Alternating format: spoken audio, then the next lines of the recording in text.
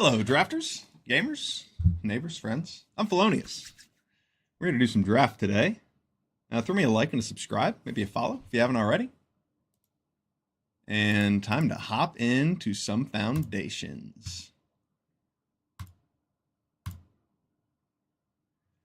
Back to basics with foundations. This set's awesome. Feels like a core set. I've been having a lot of fun with it. Some highs, some lows, some wins, some losses. I like a good challenge, and Foundations has been providing me with one.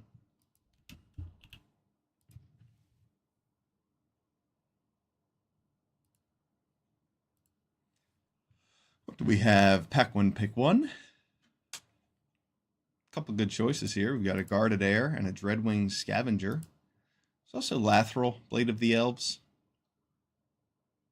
Not terribly impressed by this card for its cost and its effect. I mean, 4-drop 2/3, and it has to hit to make 2 elves. And you know, the other effect is very much a win more. If you have 10 elves, you're probably going to win. You don't have to worry about using that ability. I like Dreadwing Scavenger a little bit more than Guarded Air here.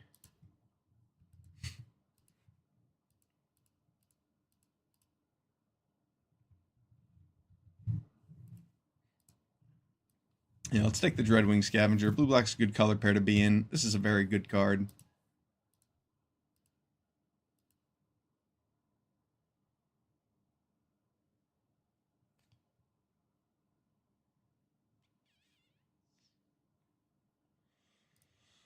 Can we make Muldrotha work?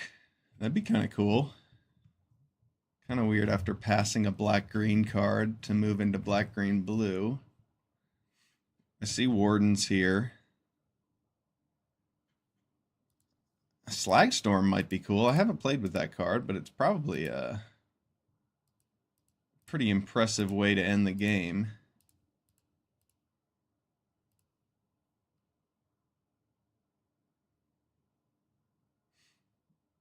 Well, I already have this blue-black card.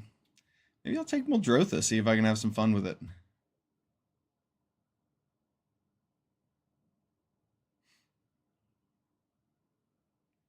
As opposed to taking Slagstorm and thinking about doing some sort of blue-red or black-red. Slagstorm is probably a little bit better than Muldrotha, but we're going to take Muldrotha. And maybe we'll get to do some cool things with it. Sphinx's Tutelage, huh?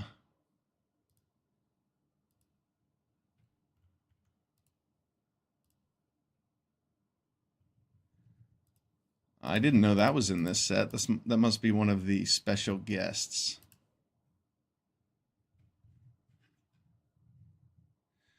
Well, let's see what else we have. We have an Infernal Vessel, a Felling Blow. I think Infernal Vessel might be our pick here.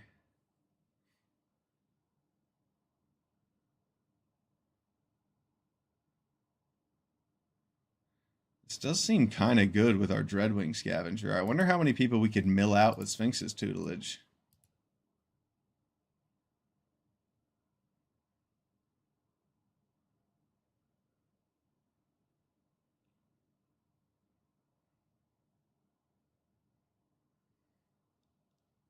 That'd be pretty cool to win with Sphinx's Tutelage.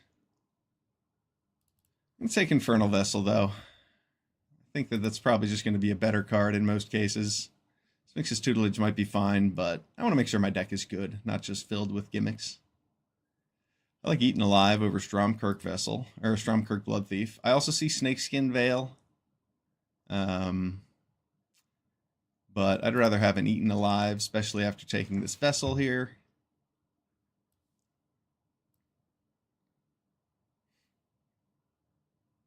Another Guarded Air coming. Pick 5. I'm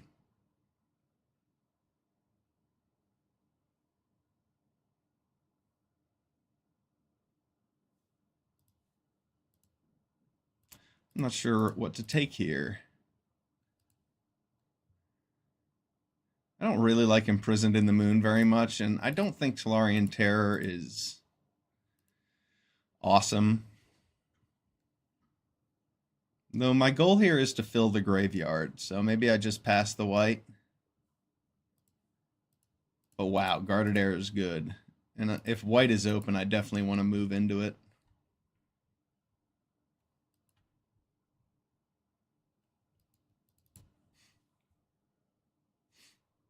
Okay.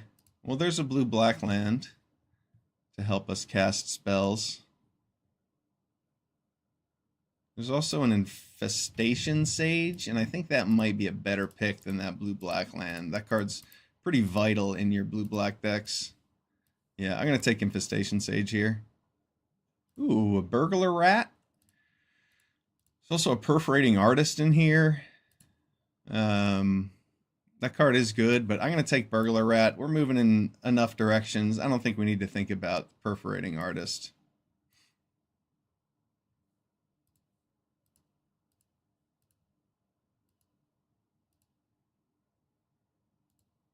Scoured Barrens over a Vampire Soulcaller, possibly, in order to cast this Guarded Air. I don't mind Vampire Soulcaller, but I think I'd rather just have this land. Make sure I can stay open. There's another Guarded Air. All right, it wheeled. That card's good. I think I'm going to take that over this Hungry Ghoul. Even though Hungry Ghoul would be nice. I'll take a second Guarded Air. We might be going a white-black shell. Or white might be the splash. We'll see what happens. Marauding Blight Priest is at its home in the white-black deck.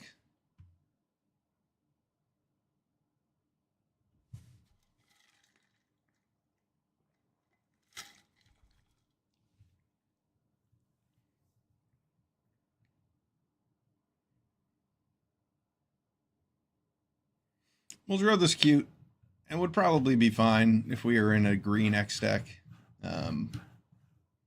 And we saw a few green cards going around, but green didn't seem that open.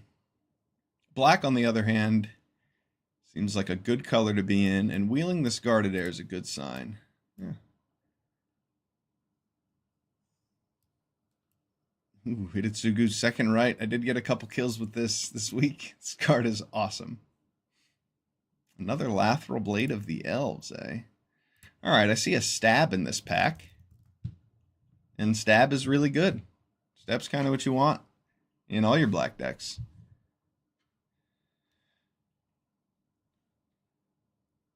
Yeah, we're going to go with Stab over a Resolute Reinforcements. Or a Strix Lookout.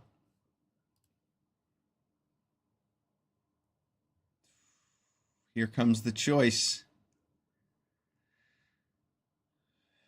White or black. Or sorry, white or blue. White or blue. There's also an Arbiter of Woe in this pack. Wow, this is a good pack.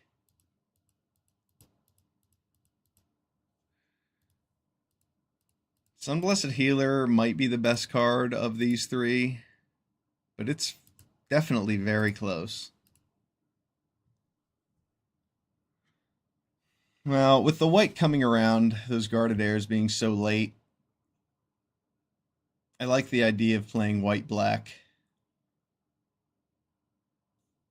Since we didn't really see any blue cards coming around pack 1, I'm going to take the Sunblessed Healer. Oh, wow. Pick 3, Blasphemous Edict. Black is definitely the color to be in. We're passing a Dazzling Angel, unfortunately. But that's okay. Blasphemous Edict is a bomb. And we have some good follow-up for it, too, with these 6 drops that make 3 creatures. Zul Asher Lichlord. I guess I could take that over a Hungry Ghoul. I like the idea of Tranquil Cove so that I can cast the Scavenger. But I think I should take a 2-drop here. Yeah, we're going to take Zul Asher. All right. Getting some good white cards now. Angel of Finality. Looks like a fine pickup here.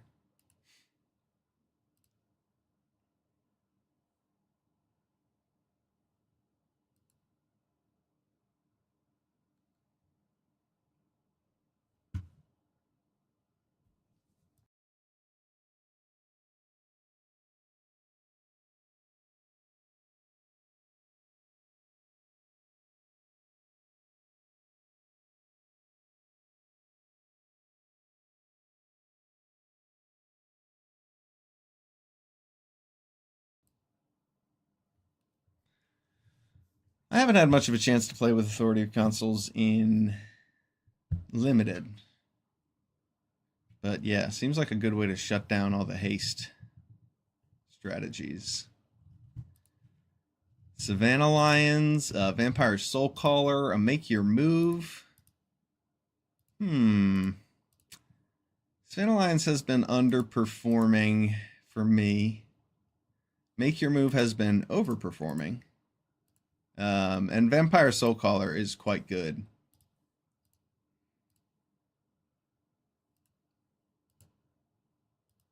There's another Soulcaller coming around. It'd just be nice to have another cheap creature. I don't have that many. My curve's a little flat.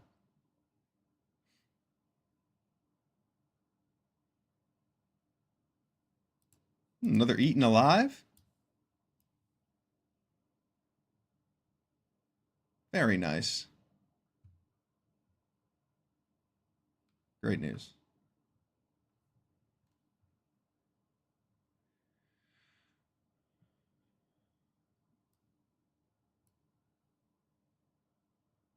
Make Your Move might have been a slightly better pick than Savannah Lions.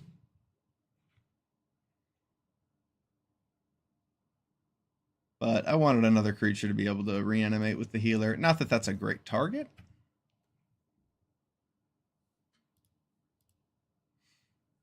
It's nicer to have cheap creatures to block with.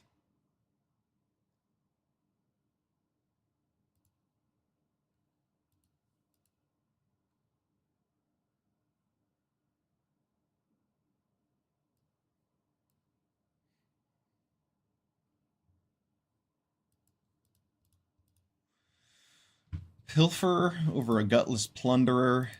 I think so. I don't think I want Juggernaut.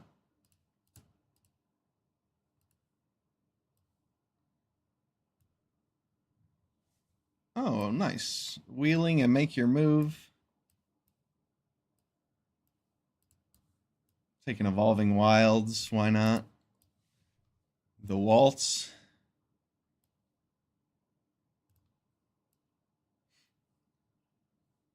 There's a chance we could play Macabre Waltz, but I don't know.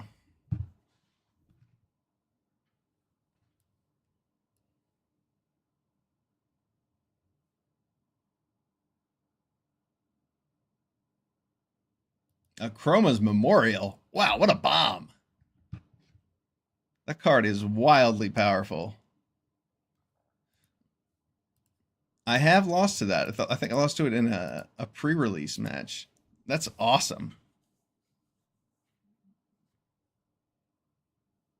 Archmage of Runes for that. Oh, wow. Sphinx's Tutelage deck. And this is pack 3. Whoever got that Sphinx's Tutelage is totally going to snag this. Hopefully we don't face that deck. Yeah, Akroma's Memorial looks awesome. We're going to take it.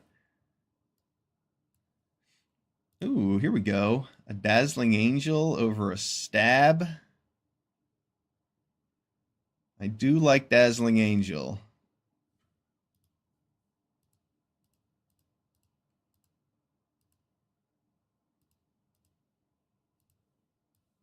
Yeah, we're going to take the Angel and maybe wheel one of those other black commons. Those are all 3 quite good cards. Healer's Hawk, Luminous Rebuke, Soulcaller, Commando. I think I want the Healer's Hawk, honestly.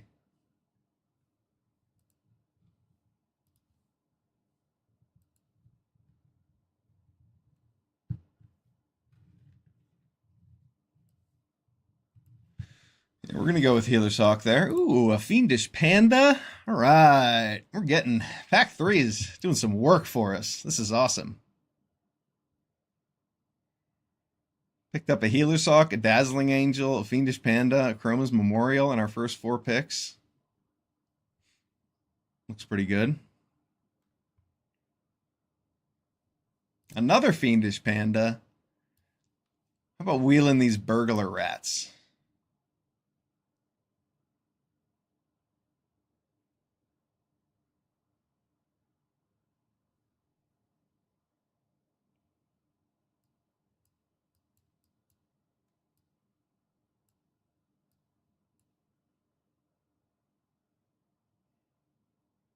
Yeah, I definitely want more Burglar Rats in this deck. Hopefully we can wheel 1 or 2.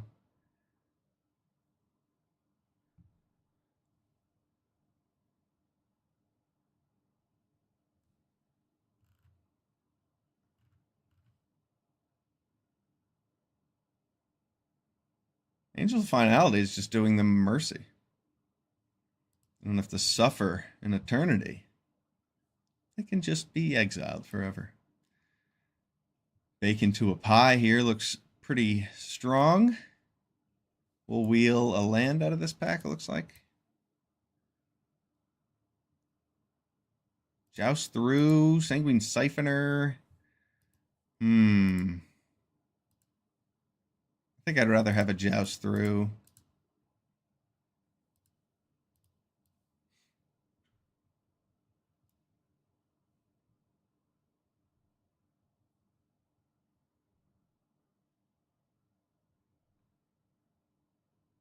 Sanguine Siphoner definitely has some good synergies with our deck, but it doesn't connect enough.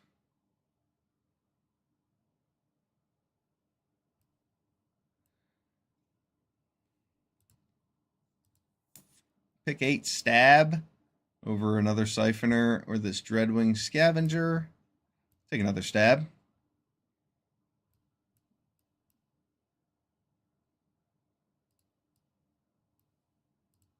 Life gain land. Yes, wheeling a Burglar Rat. I'm going to take that, totally. Yeah, we have 2 Eaten Alives already. Yeah. Nice wheel.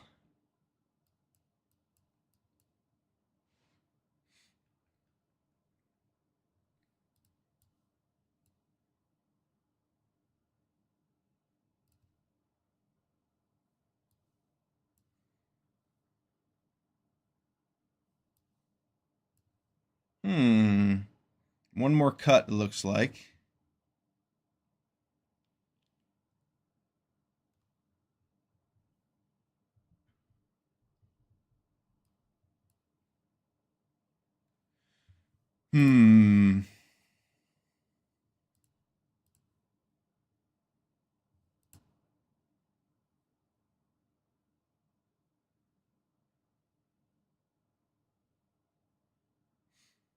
Savannah Lions looks like it's probably our weakest card, but I also don't want to have too many expensive creatures with this Soul Caller.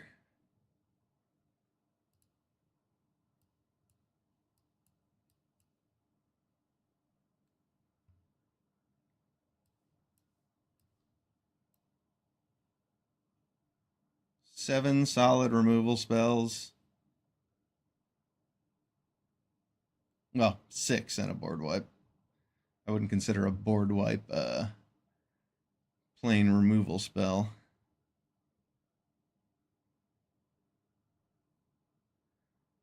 Question is, do we play Marauding Blight Priest over the Stromkirk Blood Thief? I think we probably do.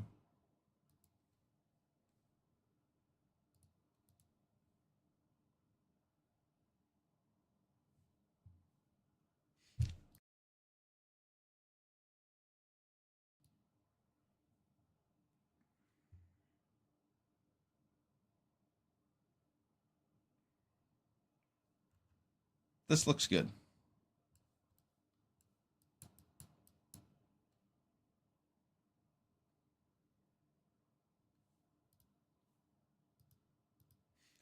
I think this deck's going to be pretty strong.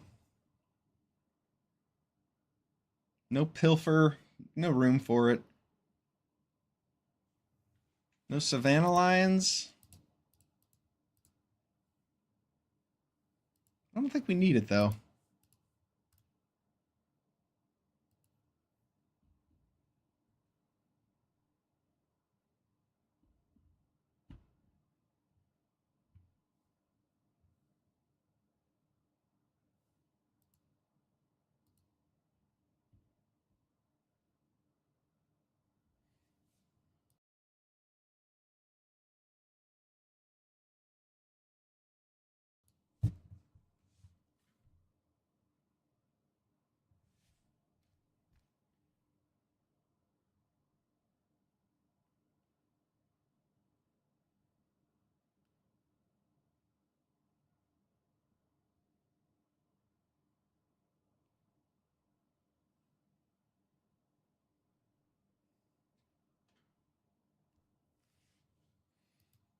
Jumping into the first match.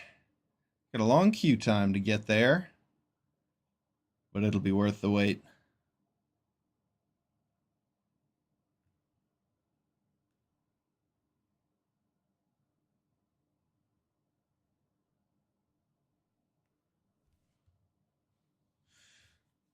Nice.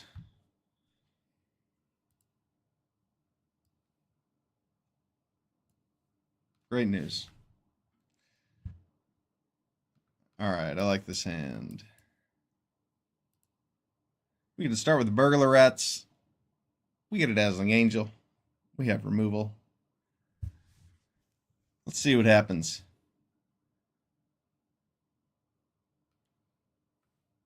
Gotta have your priorities.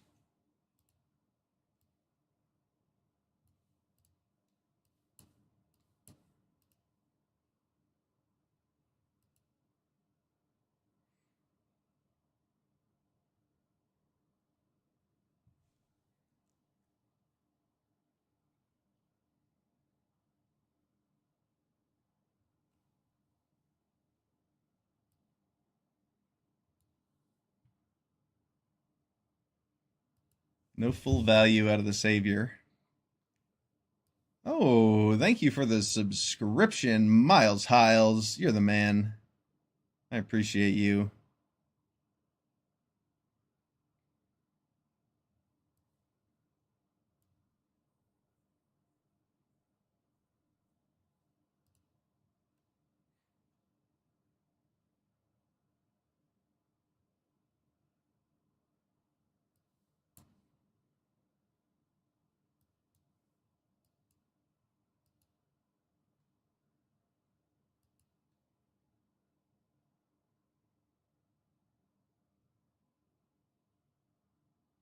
Okay, that works for me.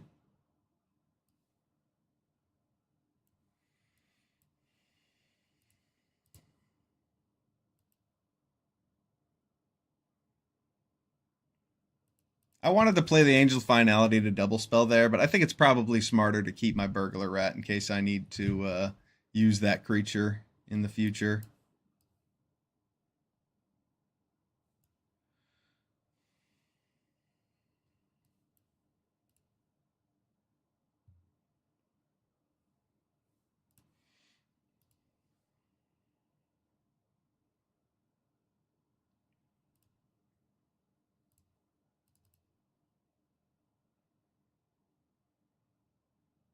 Leading Flight, it's pretty strong.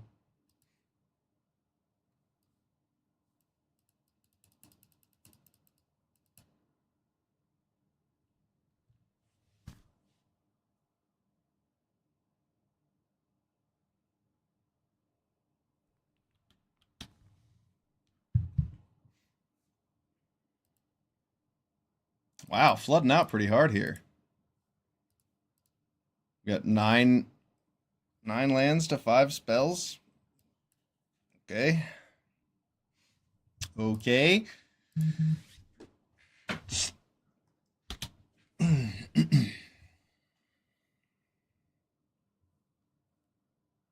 We've just drawn 6 lands in 1 spell this game.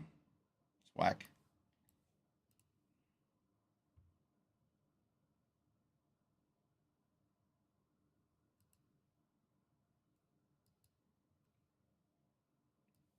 Pretty good.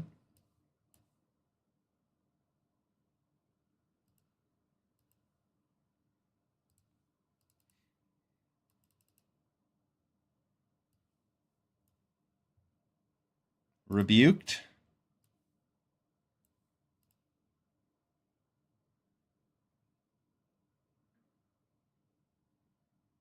Our angel has been rebuked.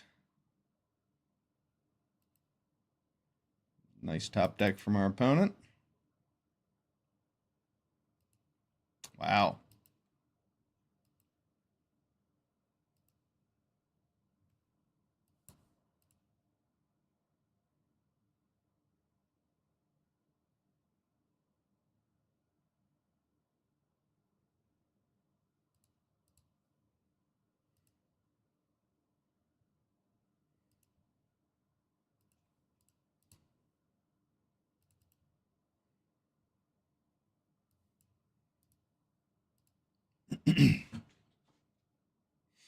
I can at least race his Healer's Hawk on the ground, but not while that Felidar Savior is on the board.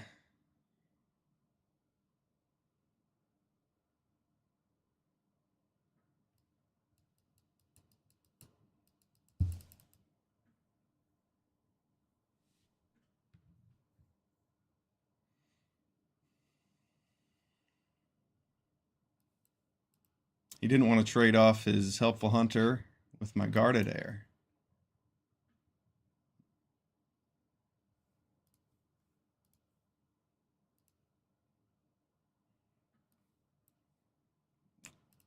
$11 lands. Well, we're making the 7 spells.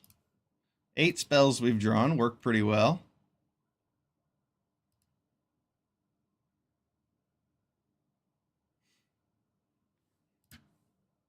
Our opponent is also pretty heavy in the spells, in the lands department.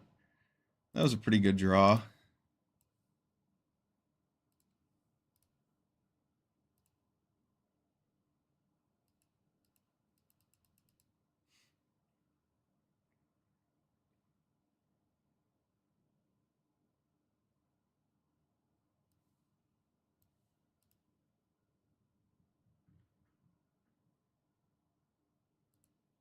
Angel of Finality. I was hoping he'd block my Guarded Heir so that I could use that instead.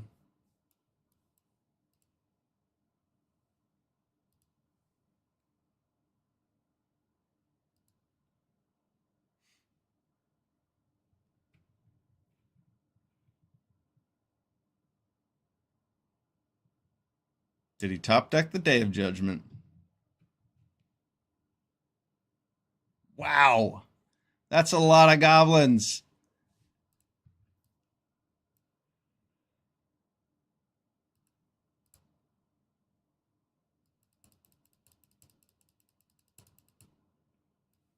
Wow, that's a lot of freaking goblins.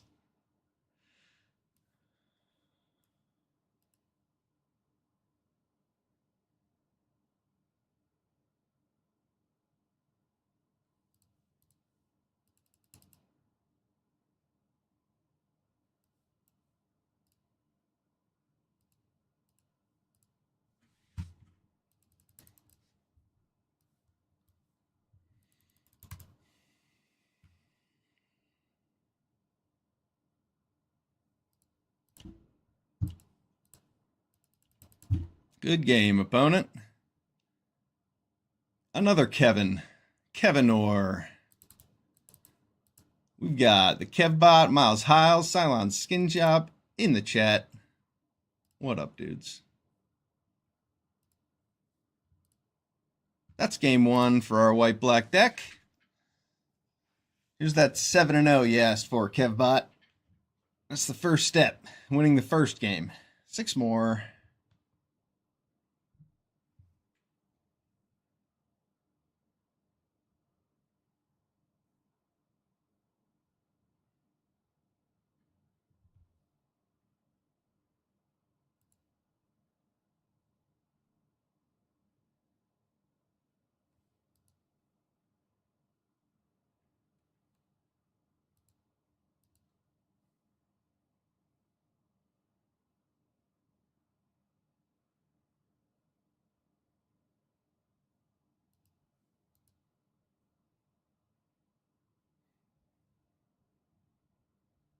Okay, here we go. Vorthos, the Steward of Myth, is our opponent.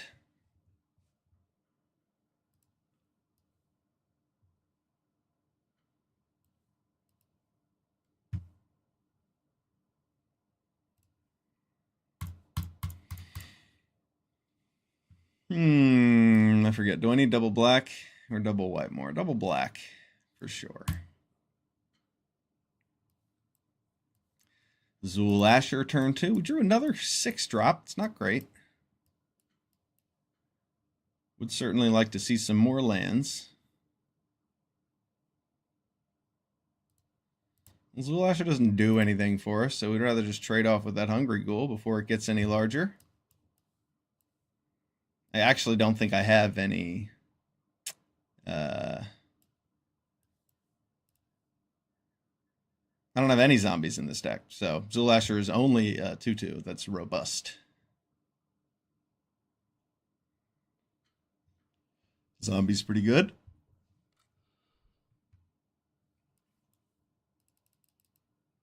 I'll play Infernal Vessel and keep up Joust through instead of my Angel of Finality, just so my opponent doesn't win this race.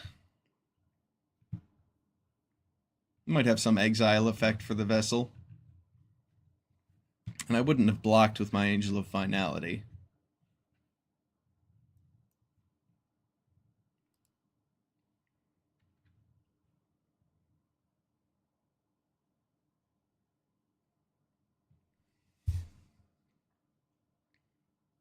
Now I'll play the Angel. Just leave up the Vessel to block with.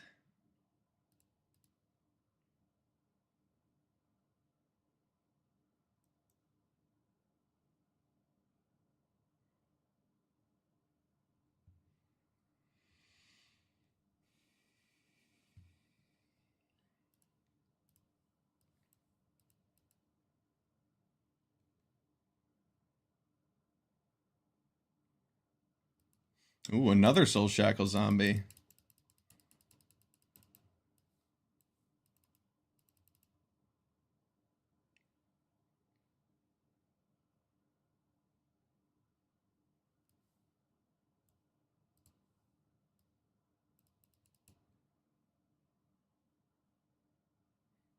Nice, nice. Joust through. Does its job. Our opponent has another Luminous Rebuke. Pretty good.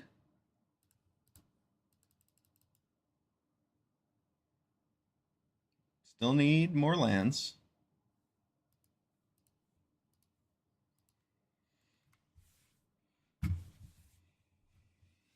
Vampire Soul Caller probably gets back Angel of Finality.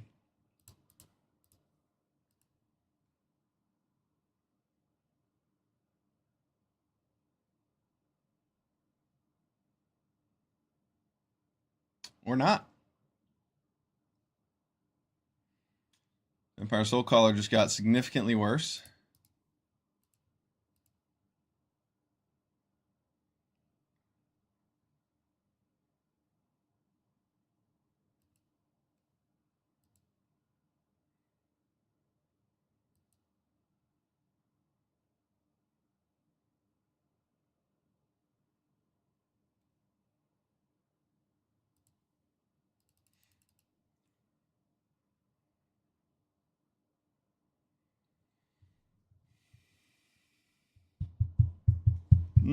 I don't really want to, but I think I need to.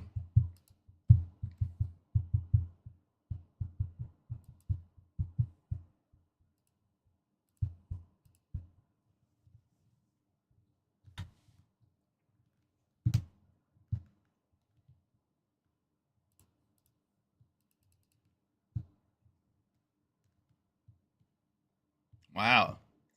Non-stop show. Is that his 4th Soul Shackle zombie?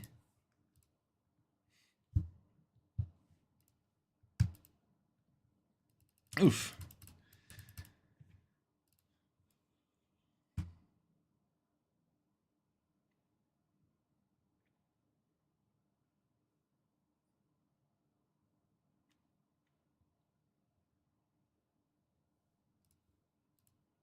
Wow. What a top deck.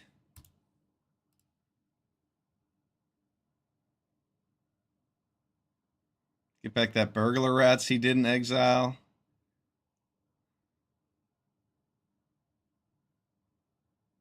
Now I don't have to use Blasphemous Edict.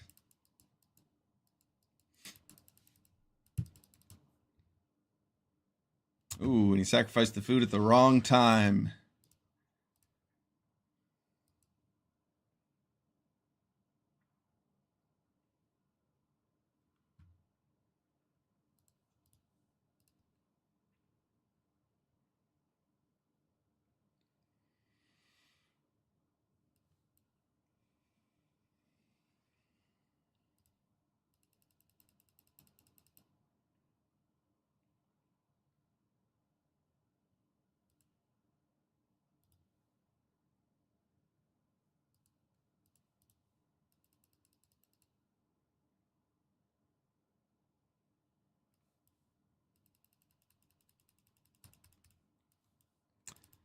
There we go, Guarded Air. Clog up the board. Let our Healer's Hawk take it home.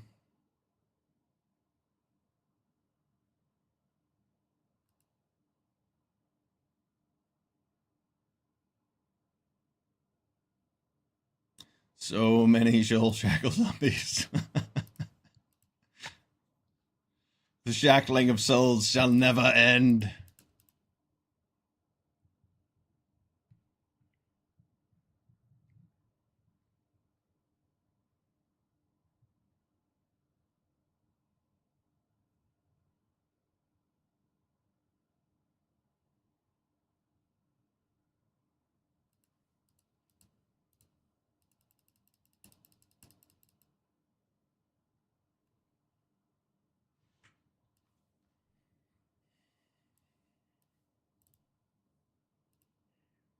As much as I want to get back my Sunblessed Healer, I don't have enough mana to use them both, so I'm just going to Burglar Rats, get another card out of his hand. Nice sandbag, opponent.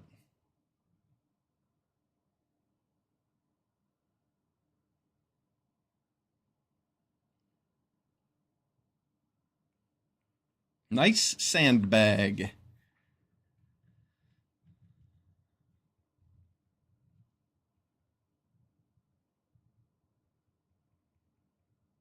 I guess if you just play nothing but Soul Shackle Zombie, eventually your opponent's going to cave.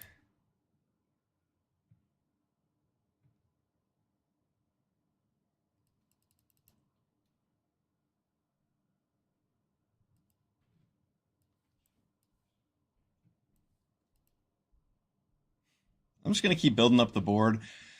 These 3/3s attack pretty well on the ground against his board. I don't need to try and get him with Blasphemous Edict. I have too many creatures on the board already.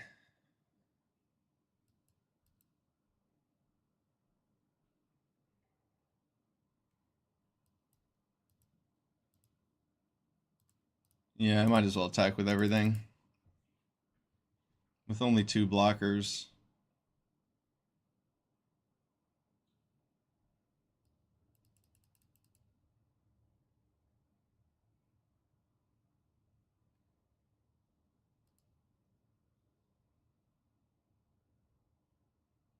Good game.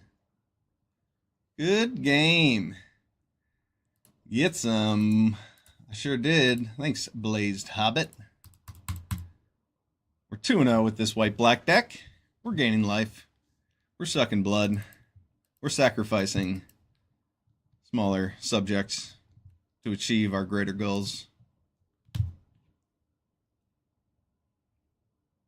We did not get to cast our Blasphemous Edict there, but it was in our hand. It was ready. It was ready to put out the candles on our opponent's game plan. Those Guarded Airs, quite good. That's why we grabbed the Guarded Air late in pack 1 and then wheeled that other one. Oof. Nice pickups. We found the open lane and got a couple fiendish pandas in the end too. Hopefully we'll get to use those today.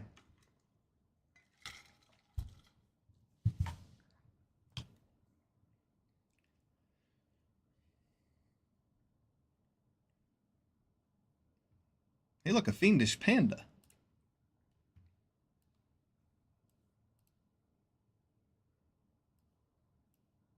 Blasphemous Edict looks pretty sweet.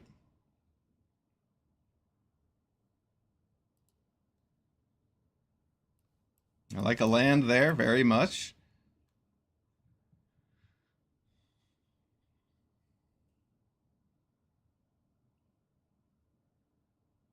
Opponent has a stab or a burst lightning. More likely a stab. I don't think they got the pause.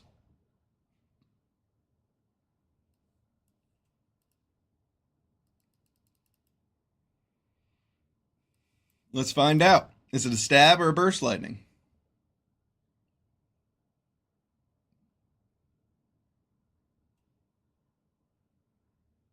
And a braid. Okay. It works.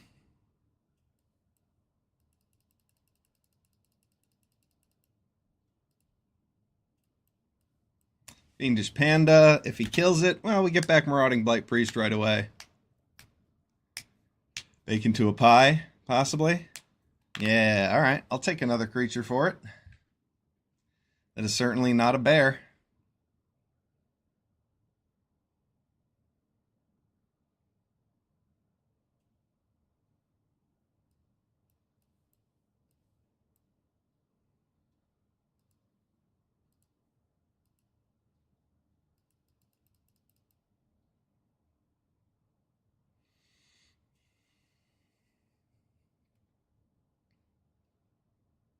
Works for me. Bacon to a pie if he has another big threat. Ooh, a Pilfer. Got some good options for him to choose from. Probably leaves the board wipe in my hand, so and just plays around it.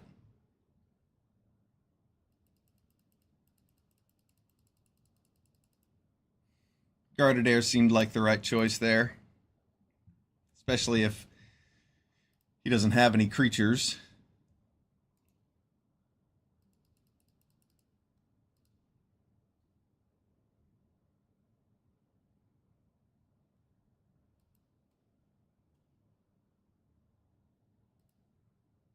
I would rather have a bacon to a pie at this point.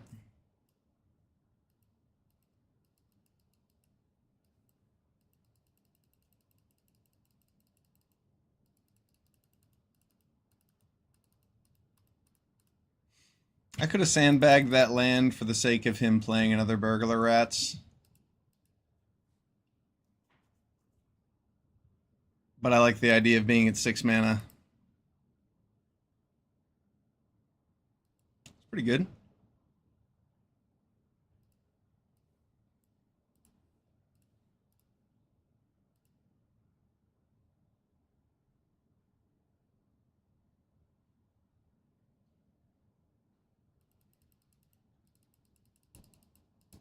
Here comes the stab.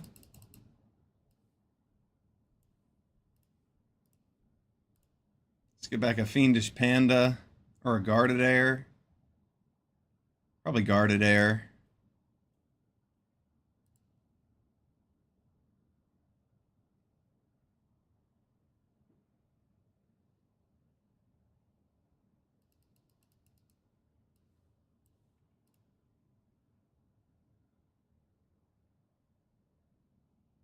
It's a lot of power on the board. A good deal more than the Fiendish Panda, too. Good game. We're 3-0.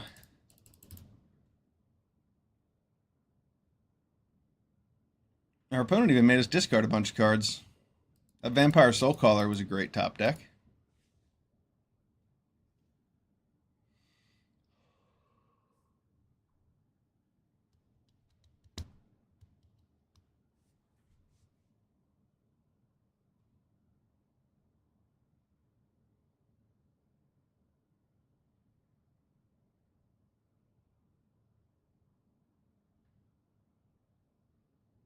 Number 25, Calculus. Should be a good fight.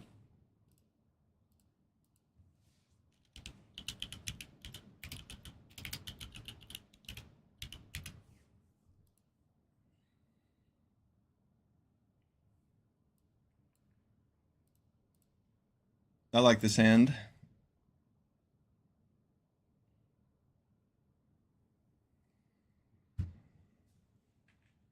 Our opponent's performing some calculus to decide if they want to keep their hand.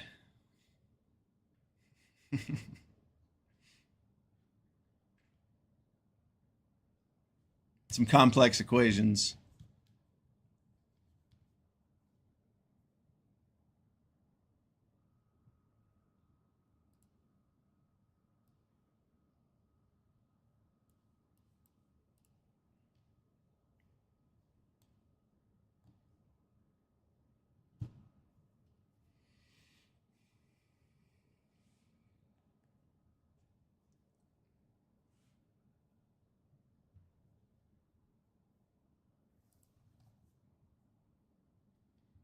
Infestation Sage resolves. Which can't be guaranteed with the next thing I cast against a blue deck.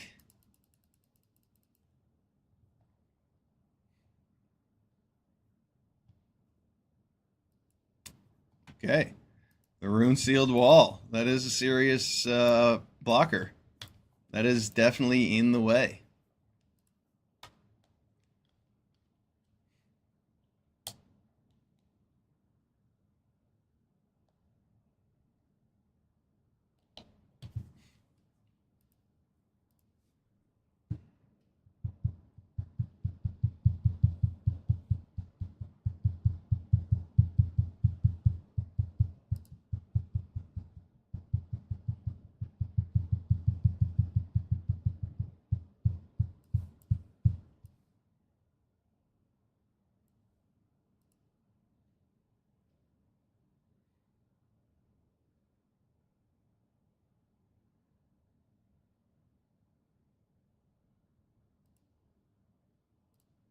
I can get in the air with the Dazzling Angel. I can wait till he attacks with the Gourmand before stabbing it, or I can just stab it now. I think I'm just going to stab it now. I don't want him to get any extra cards. Turn his Burglar Rat into a creature, or into a better card.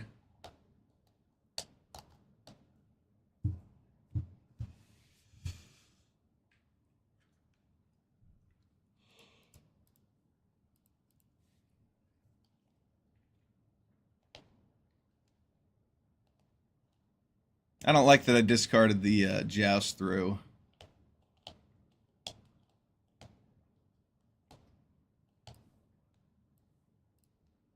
Could have used the Joust Through on the Gourmand and the Stab on the Mystic and left this discarded the Infernal Vessel, probably. That would have been the play here.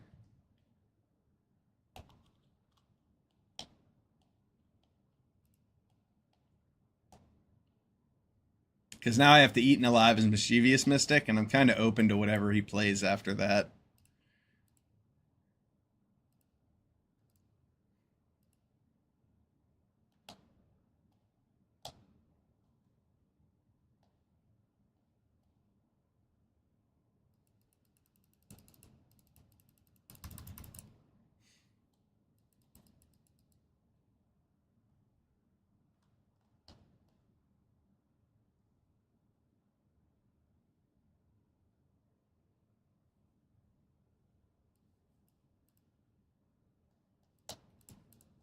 This looks pretty good.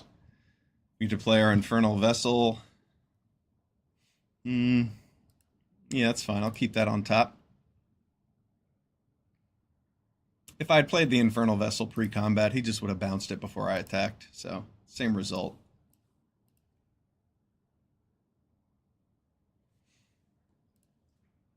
We're in top deck war.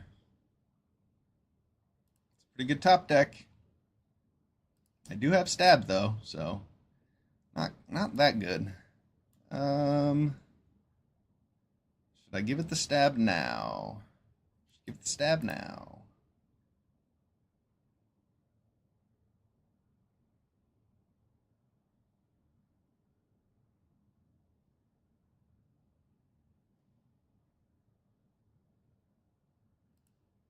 There's no real benefit to attacking with the Vessel and the Rat, because he'll just rat to rat, Vessel to wall, and I'll kind of be back where I started. So I'm just going to attack with the 1/1 and play the Angel.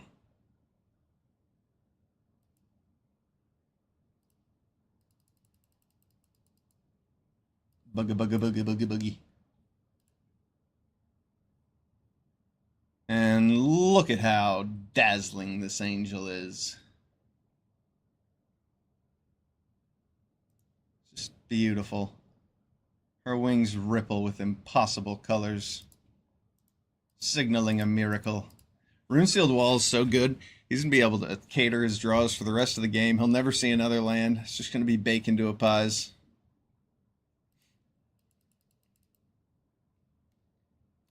He's going to lose whatever big thing is in his hand that he really wants to play, though. Probably an Archmage of Runes or a High Society Hunter. Maybe a Bloodthirsty Conqueror.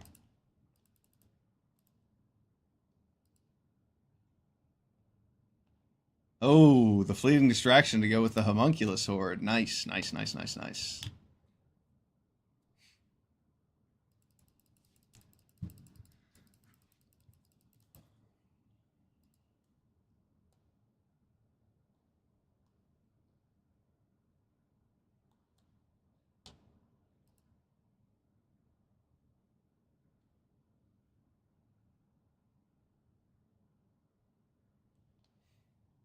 Yeah, we can definitely expect some lands. We're going to lose a top deck war here because our opponent has that Runesealed Wall.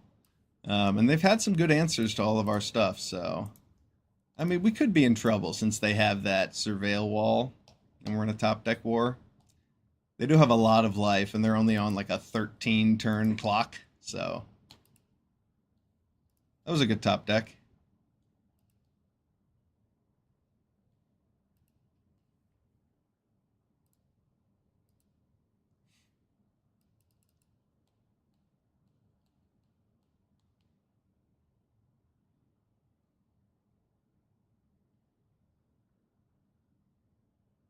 That's pretty good.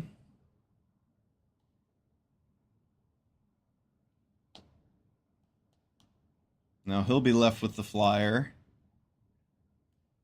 He's leaving up Fleeting Distraction. So now we can get back Burglar Rat and take a card from him. I think that's probably the best play. We are in a war of attrition, so every card matters.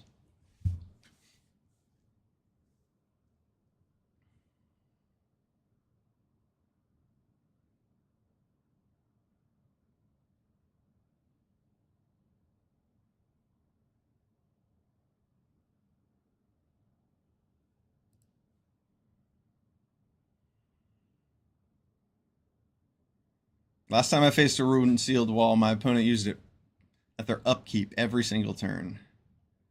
So I was almost able to erase it. But I mean, that's a fat butt. Hard to get through.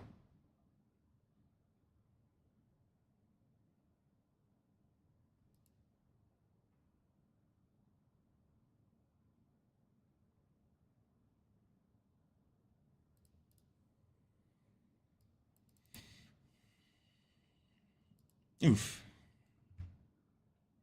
He had another creature.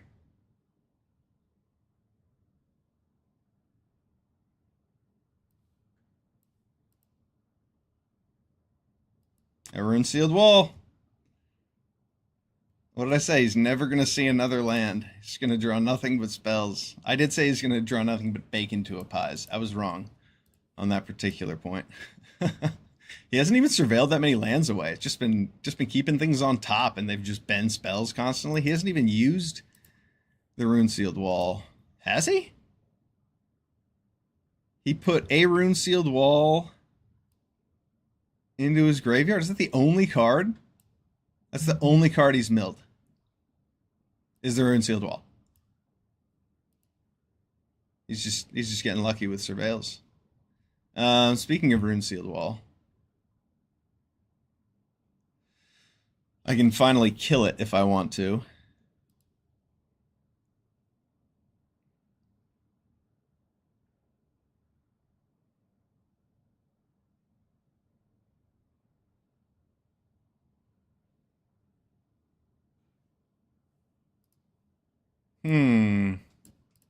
I have Guarded Heirs. I'm not going to worry about killing that Runesealed Wall. I'm going to save this bacon to a pie. I've got plenty of turns.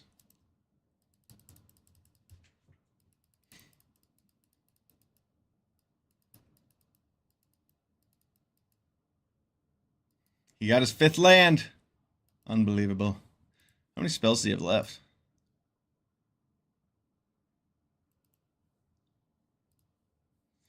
Eight spells left in his hand and deck? That's a lot of lands.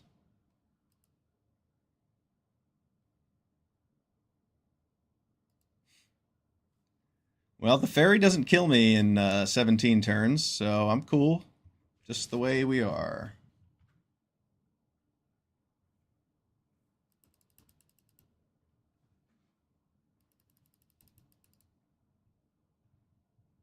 I think it's unlikely we get all the way to the point where I mill my opponent out, but I can totally play for that.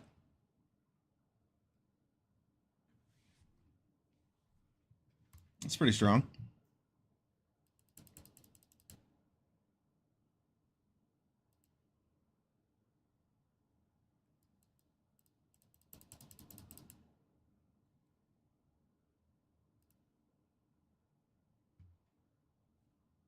That's a pretty good draw.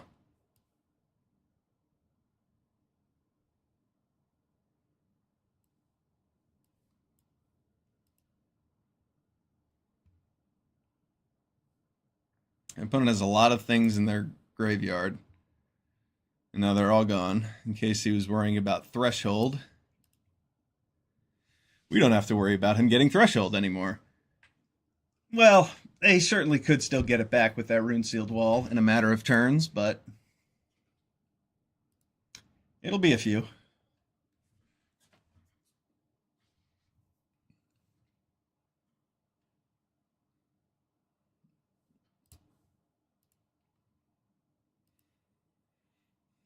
Yeah, we did expect our opponent to draw lots of lands.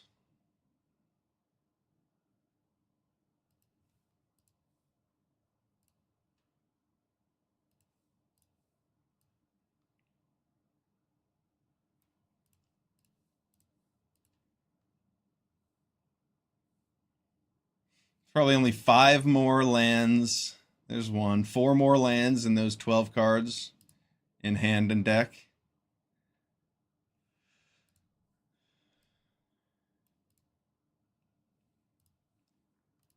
She's got a good amount of spells left.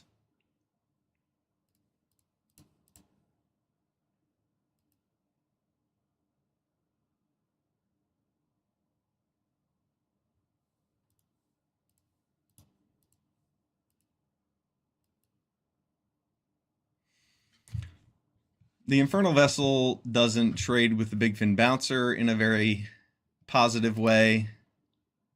There's our Guarded Air.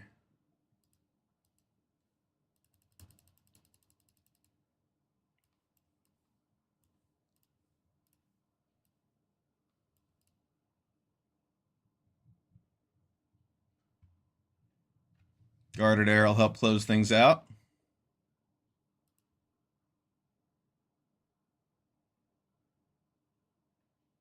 Could run away together. Wow. Perfect answer for the Guarded Air.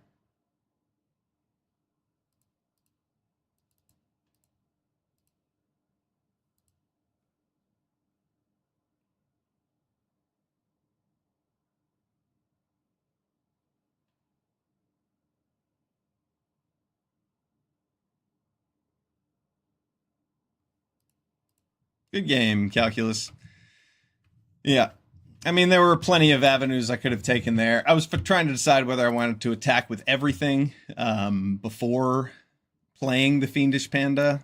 The idea was play Fiendish Panda, attack with everything so I can get a life gain trigger, and then have the air. Yeah, that was a good game. We outcarded our opponent in the end. That war of attrition, we won. You know, we Sunblessed Healer our Burglar Rats. We Burglar Ratsed. We didn't use our removal on things we didn't need to. Good game.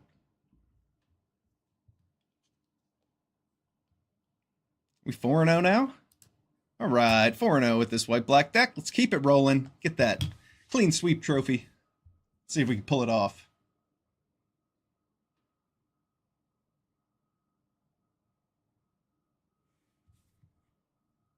I installed new lights in my desk. You can't see them, but I can, and they're very cool. So now I'm just glowing purple all the time, which is really my main goal in life, to be radiating purple energy. All right, Signs of Madness. Speaking of, this hand looks good. Scoured Barrens on turn 1. We can play either of these 2-drops. We have a Fiendish Panda.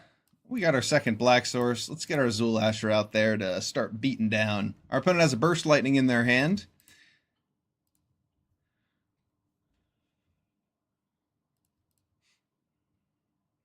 Nice how Arena gives these things away to you sometimes with the priority.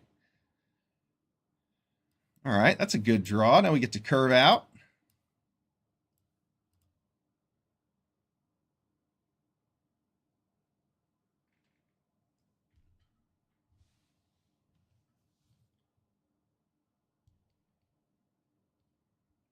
These black decks can struggle in the late game because they run both players out of cards so quickly.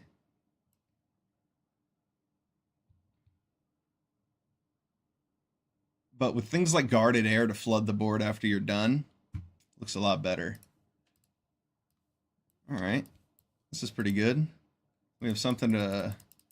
We have a goal to work towards. The Sarchroma's Memorial. We have a removal spell. Fiendish Panda gets our Burglar Rat back. Make him discard another card. We'll just see how many cards we can pick out of our opponent's hand.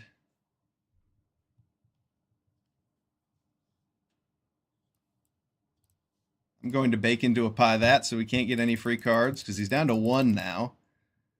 So we want to put our opponent in top deck mode when we're playing Burglar Rats.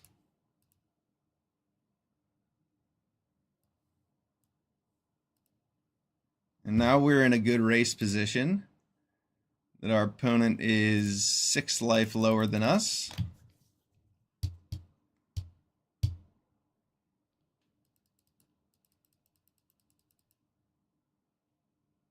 The stab can also force a trade on that sour. Oh, sower, sorry.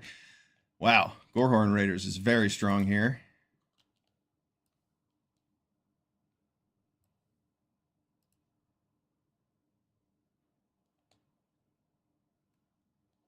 I think I have to take an attack off, otherwise Sower of Chaos can... No, I can't do that. Never mind. I have the food. If he wants to make it so my Burglar Rat can't block, then he can't play another spell, probably.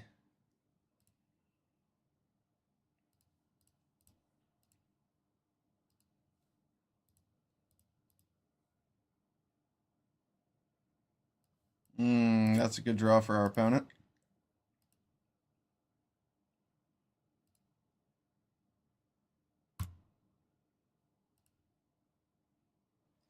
I have Marauding Blight Priest, but I just want to spend my mana so I can cast whatever I need to next turn.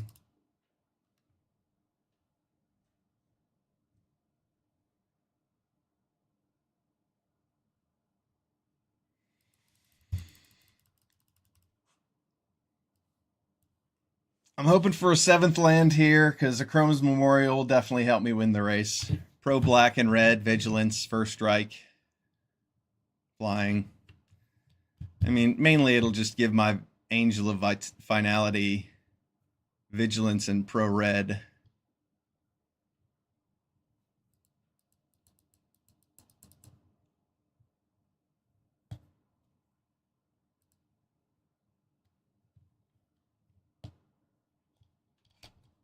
Oh, I've made a mistake. I figured he was going to use a removal, a pump spell. I thought that there was going to be a pump spell there. That's why I didn't use Joust Through. Oh no. That's bad.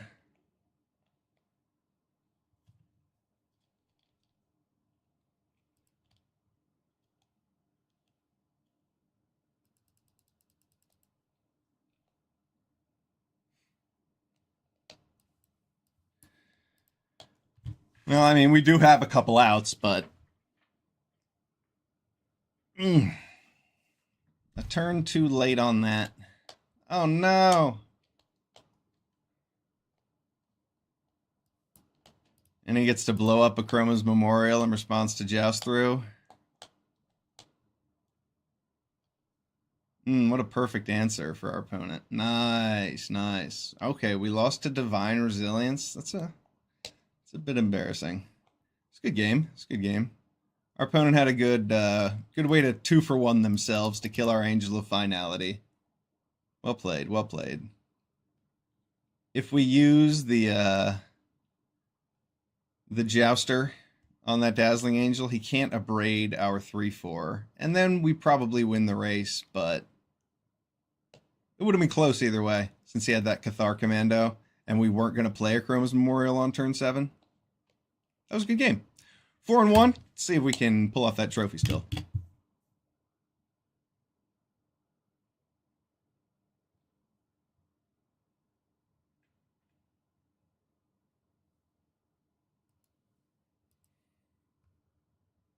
I wish we had storylines for all of the Foundation's characters instead of more Duskmourn lore in these waiting screens. You can totally enjoy the waiting screen lore, loading screen lore, matchmaking, I suppose. But it gets a bit repetitive. I could tell you all about the Cult of Valgavoth. And it's cool to get little tasty lore bits from sets like Modern Horizons and Foundations where you're not set in one plane. Just have a bunch of different stories going on, a bunch of different characters that they're highlighting. A little bit of everything.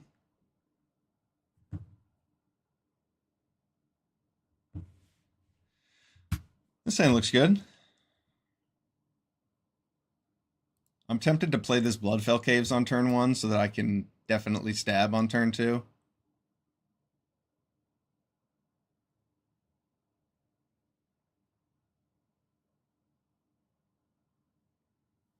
Am I first?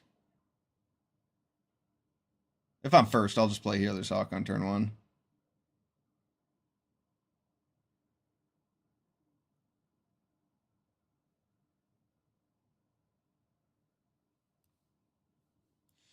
Yeah, no Healer's Hawk on turn 1. I gotta make sure I have black mana.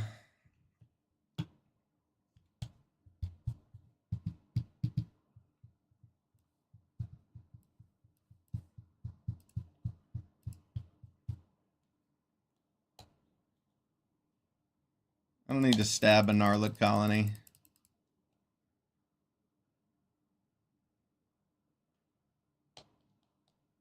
That's something I would like to stab, though.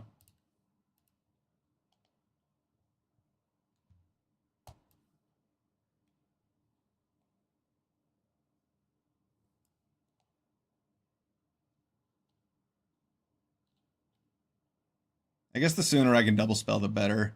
I'm going to play this in an Evolving Wilds to get another swamp, and I need a second black source. So instead of playing Infernal Vessel, which is a better trade,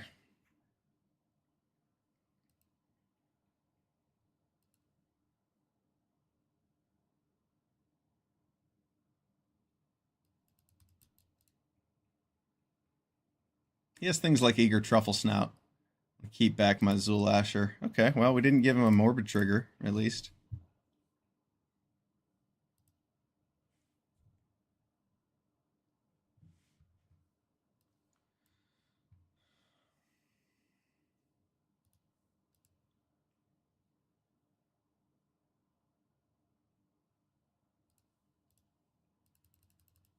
I'm just going to play Infernal Vessel, see if I can get him with this Burglar Rat next turn.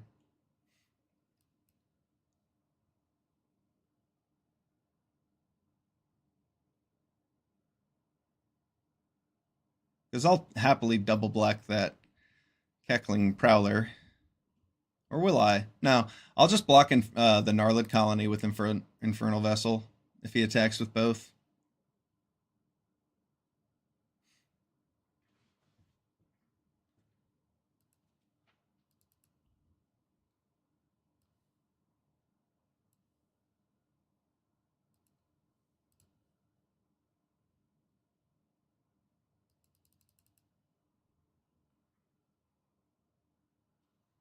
He has 2 good cards in his hand. Maybe we should dig one out before playing this Angel.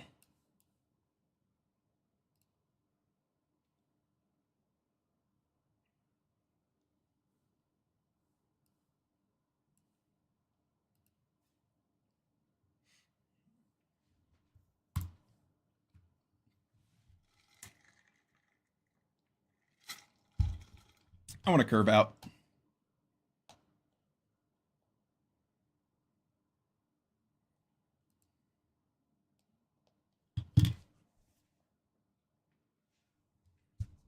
There we go. Burglar Rats will still get a hit.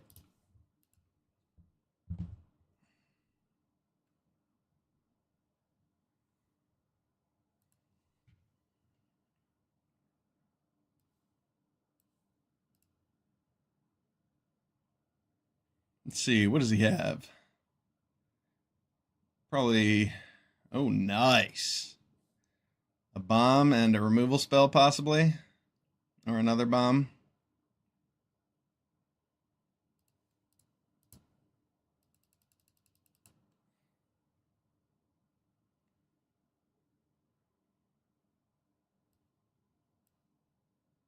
I'll sandbag this land. He does have a black mana up. Though I doubt he has any black spells.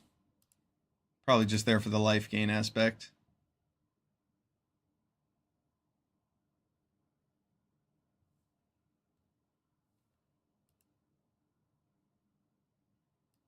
Ooh, our opponent missed 2 Squad Rallier triggers. It's a bit of a wasted turn, isn't it?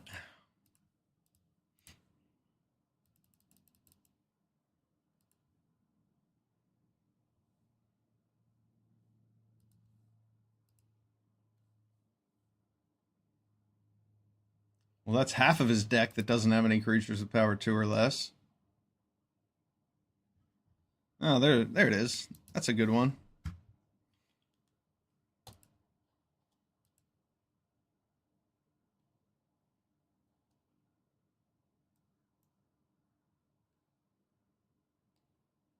He doesn't really have any good attacks with my Infernal Vessel sitting there. This stab will take care of the Dazzling Angel.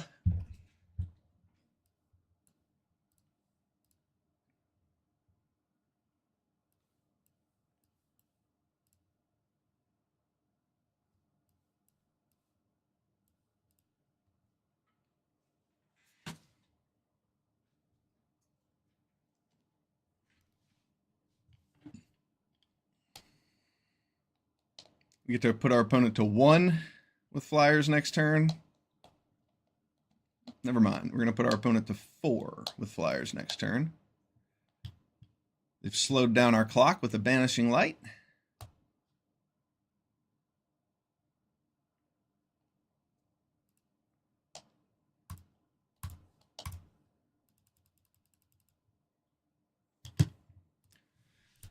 Flyers are good.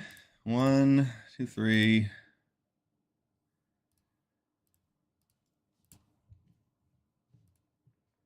Eight spells, 8 lands. Well, we can hope to draw a few more lands then. Guarded Air is pretty good. Gives our opponent a much more significant board presence. Surprised he hasn't tried to attack. Maybe he has an overrun.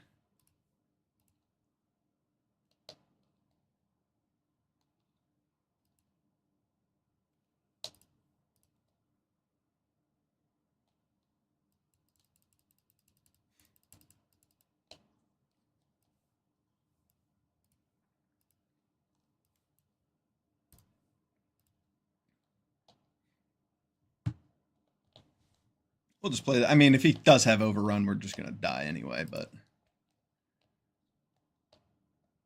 it's one more blocker in case he plays Claws Out or something, I suppose.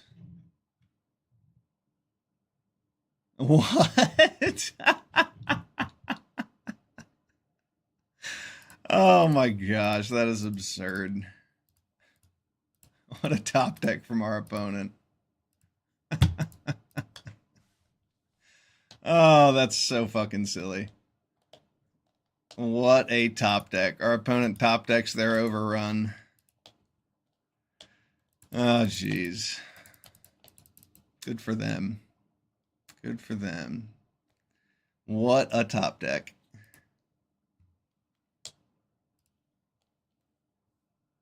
Wow, that was pretty fucking silly.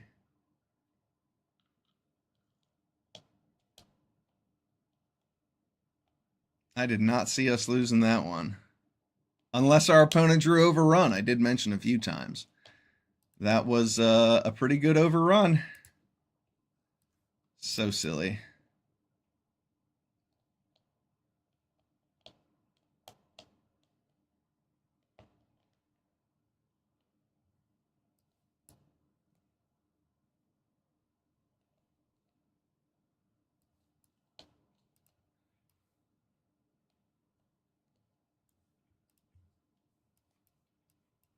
Part of me wanted to put the Fiendish Panda down because I don't have another creature to return with it right now. Definitely going to need to draw a land.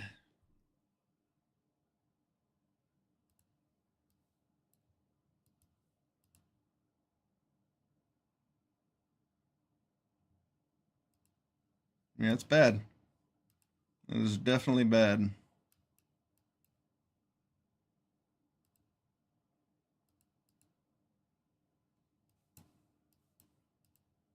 Yeah, I mean, sometimes luck gets you. And we had to mulligan, and then we got screwed, missing a land drop. That's magic.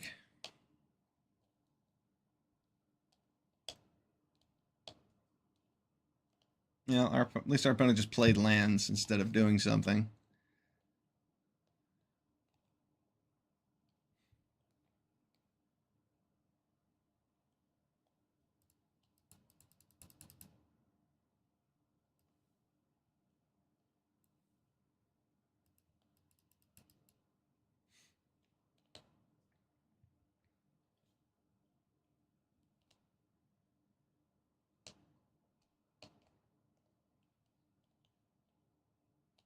What?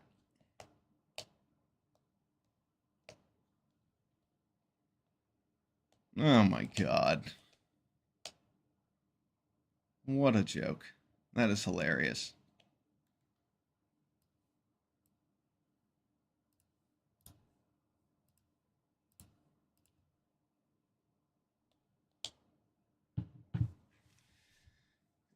Well, sometimes your opponent high rolls while you low roll. Jeez. This is wild. What a suite of losses to experience 3 in a row. So fucking silly. Oh, jeez.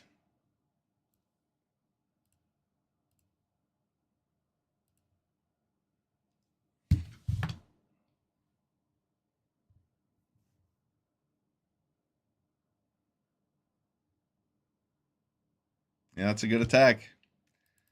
Only way I trade off is by losing both my creatures.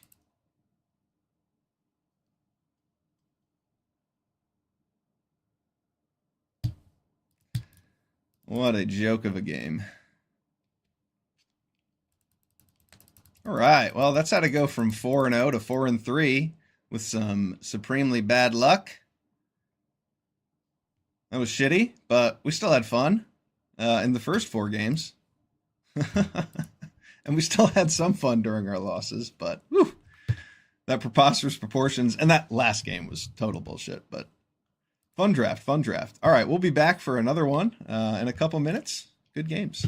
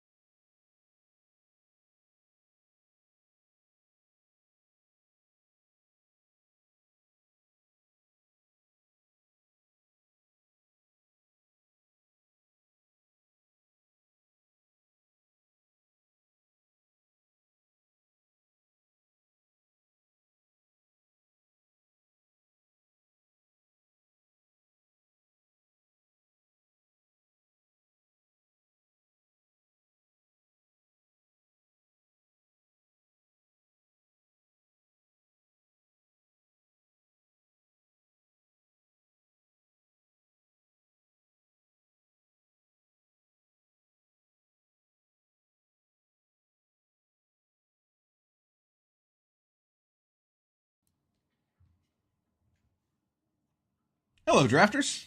I'm Felonyus. Thanks for being here. Throw me a like and a subscribe, maybe a follow if you haven't already. And time to do some draft. More foundations. Let's hop in. We've been hanging around the like 500 to 800 mythic rank for the past few drafts, and hoping to get into that top 250 spot before the end of the month. We usually do.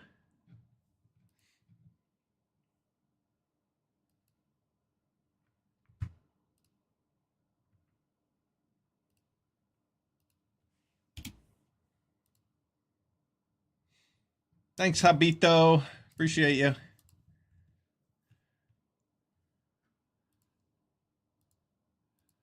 All right, what do we have here? Sylvan Scavenging is quite a bomb. But, I mean, I see my Empyrean Eagle. I love this card.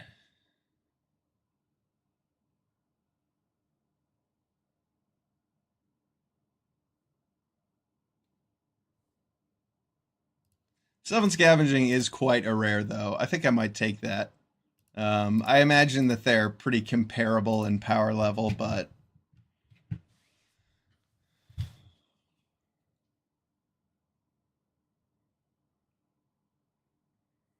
Yeah,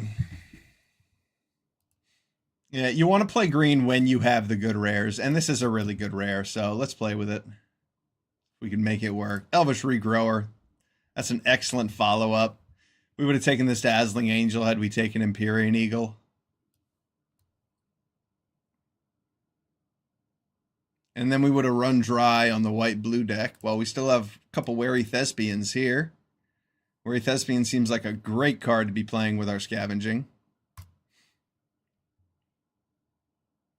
We're going to want as many 3-power 2-drops as we can get. As many 2-drops as we can get, really, to make sure Sylvan Scavenging is always online. Because you have to keep your creatures alive. So Snakeskin Veil is going to be really good for us. Because this puts you down a creature to begin with. So you want to make sure you don't fall too far behind from that. Wow. Feybloom Trick for the white-blue deck.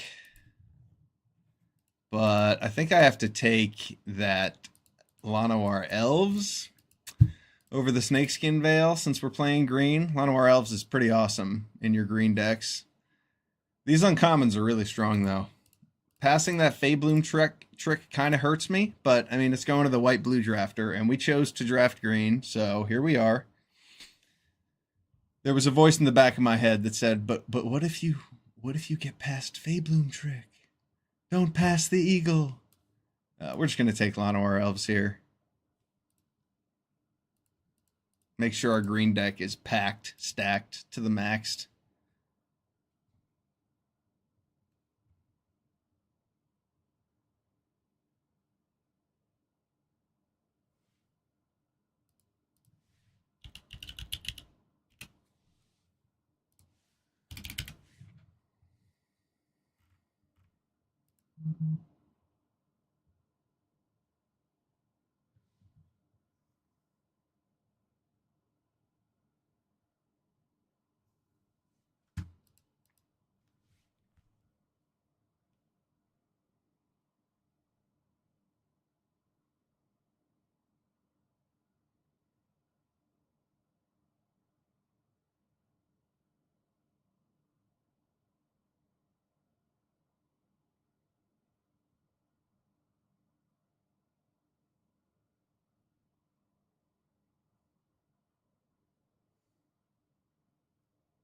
All right, an Overrun, pick 5. That's awesome.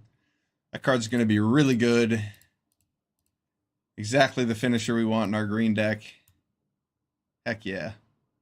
Another Llanowar Elves? Yeah, I don't need this Quake Strider Ceratops. Though, I mean, the Quake Strider Ceratops is probably okay. It still is just a vanilla 6-drop. Llanowar Elves. Awesome. A second one in pack 1? It's a good sign.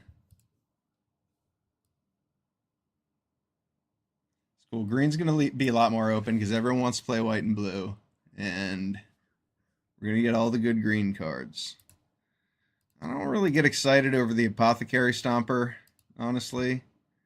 But maybe we want to play red or black. Or maybe we just take this land to stay open. I think Seeker's Folly might actually be a pretty good card. And I don't want to take this. I could take a red card. Take the Goblin Borders. 4 power or greater. Goblin Borders is okay. All right, can we see Ruby pick 9? Can we see Ruby pick 9? Show me that Ruby. Ah, bummer. Axguard Cavalry, Involuntary Employment, Zombify. Probably the Cavalry over that Involuntary Employment.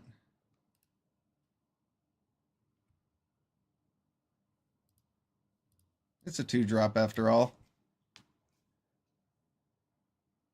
I could have taken Zombify after the Seeker's Folly and seen where black-green led us. But Sylvan Scavenging helps with the 4 power or greater strategy. Another Axguard Cavalry over that 6-drop. I really just don't want to play Apothecary Stomper at all. I'm going to take Sower of Chaos here. Blossoming Sands. I'm not going to play Spitfire Lagak. I could take Soul Shackled Zombie in case black becomes the way to go.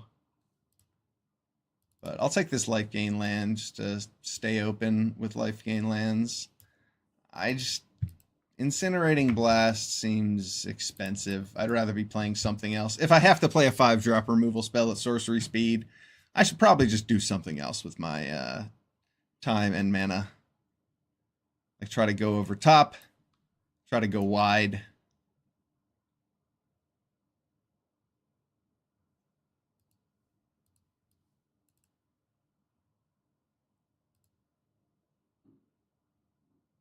Wow, what a pack. What a pack. This is pack 2?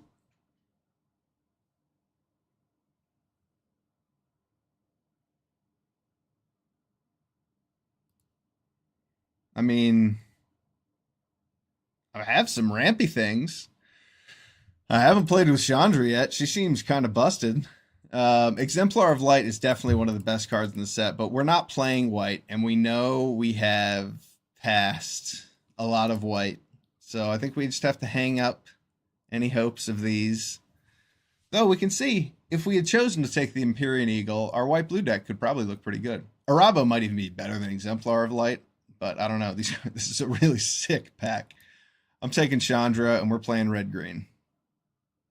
Another Elvish Regrower. You know what that gets back? Chandra. That's not likely going to happen, because after we play Chandra, our opponent's board is going to be gone, and then we just win the next turn. So we're going to take another Elvish Regrower anyway, because it's awesome. Another Llanowar Elves. I feel spoiled. Absolutely spoiled right now. I'm going to take that over an Eager Truffle Snout. Surely. I mean, how else are we going to get into 7 mana?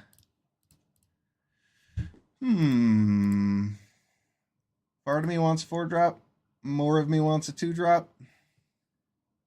That's not a particularly good 4-drop in red-green, I feel like.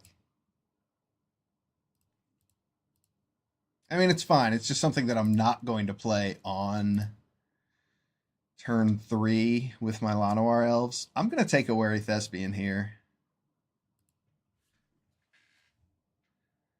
Wow. Another Elvish Regrower? That's pretty awesome. Gorehorn Raider over a mild-mannered Librarian.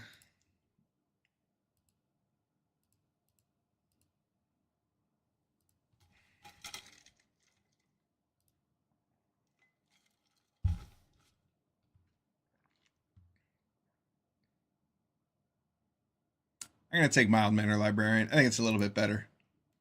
than the Gorehorn Raider. Gorehorn Raider is definitely good, but this replaces itself. This is a 5-drop 3/3 that draws you a card, as opposed to a 5-drop 4/4 that deals 2 damage to something if you attacked. And we're more interested in drawing cards so we can get to things like Chandra and Sylvan Scavenging.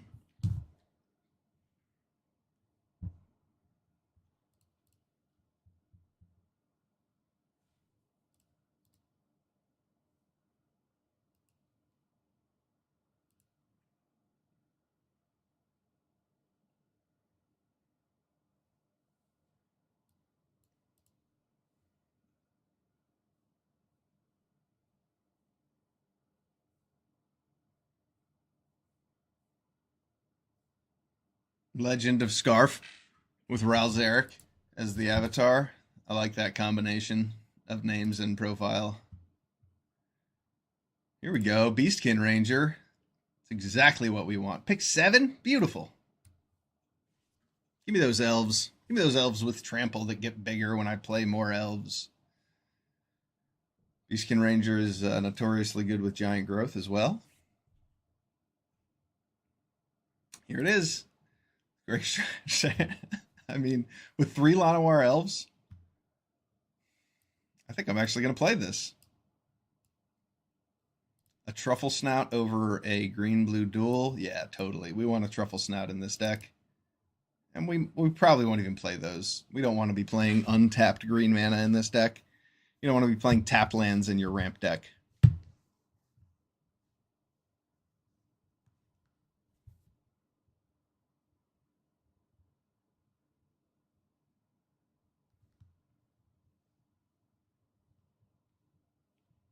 All of these red cards look bad. This one looks good, though. I mean, X-Guard Cavalry... yeah, it looks pretty bad. Looks pretty bad. Goblin Borders looks like probably the best of those cards. Maybe I'm wrong. Maybe it's Sower of Chaos.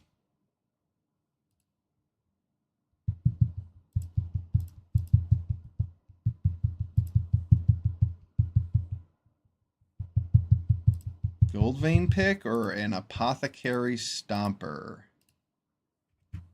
I still just don't want an Apothecary Stomper ever. So I'm going to take a Goldvein pick since it ramps. What's Apothecary Stomper? Gains you life or puts 2+1/+1 counters on a creature? Yeah, I just don't care. I could just do it with 0 of those for the rest of this format.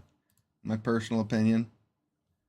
6-drop 6/6 with Vigilance or 6-drop 4/4 gain 4 life. Why not? Why not just be a 6-drop 6/6 with Vigilance that gains you 4 life? Is that too much to ask for? Swiftwater Cliffs actually gives us an avenue into splashing for blue if we wanted to. I guess I could take Goblin Negotiation. I am ramping after all. Wow. Atali? Another sweet red ramp target? Goblin Negotiation does make a lot of goblins on occasion. I mean, I probably won't play it. I'm happy to take Atali here, though. Another mild-mannered librarian. Mild-mannered librarian.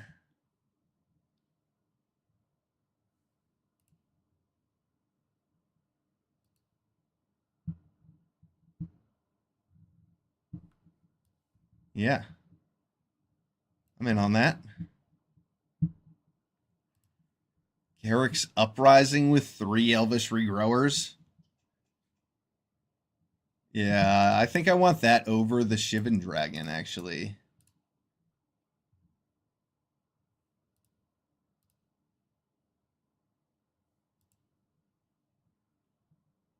I mean, Shivan Dragon does look quite good.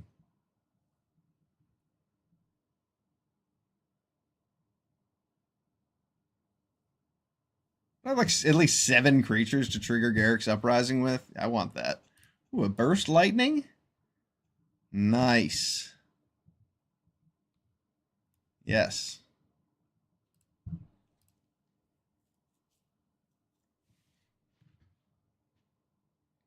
All right, X-Guard Cavalry gets slightly better with an Atali in my deck. Slightly. Slightly. Ooh, Ruby? We got a Ruby.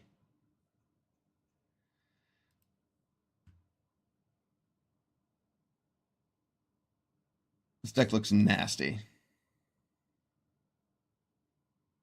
Courageous Goblin over a Grow from the Ashes.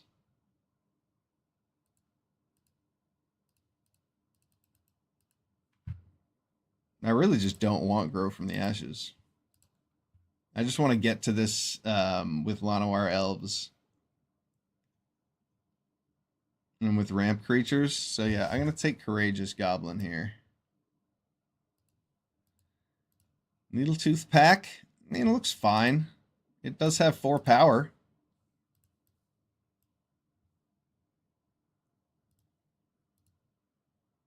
A second overrun? Over a Slumbering Cerberus? I don't need a second overrun, do I?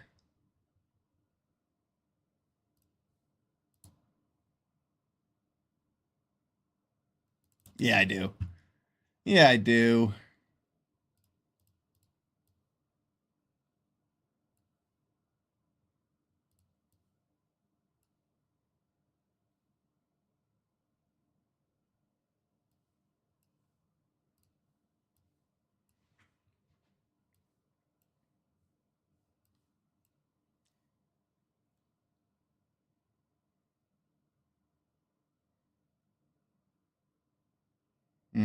No, I didn't. I needed that Slumbering Cerberus instead of that overrun, but it's okay. Slumbering Cerberus would have been really good as a 2-drop 4 power creature.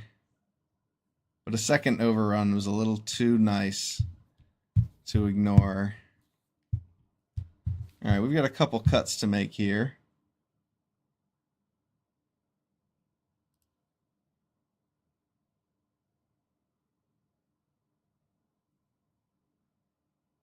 We have 8 creatures with power 4 or greater.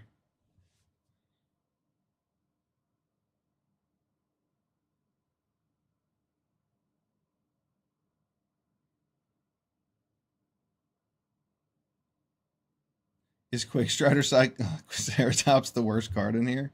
I don't think so. Not with it getting trample from Uprising.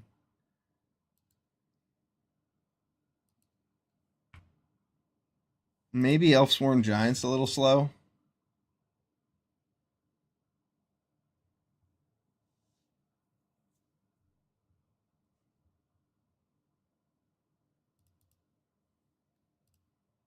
Elfsworn Giant is pretty good with Overrun.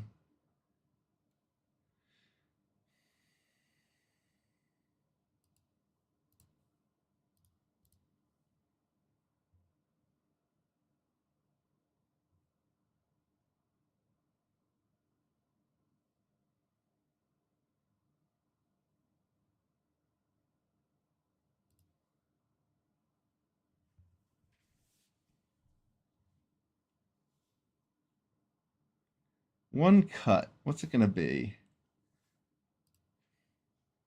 Is it the Overrun? I don't think so. This deck's just like almost just creatures.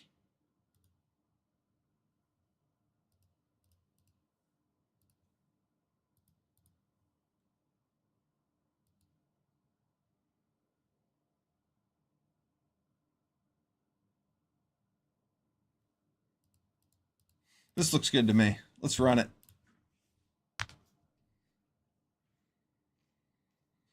Red green ramp. We've got 3 Llanowar Elves. We have Chandra. We have Atali. We're playing creatures. We're playing lands. We're playing Overrun.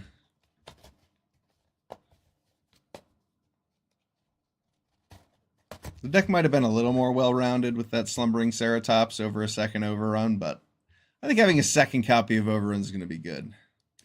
Not if I have to mulligan all the time, though.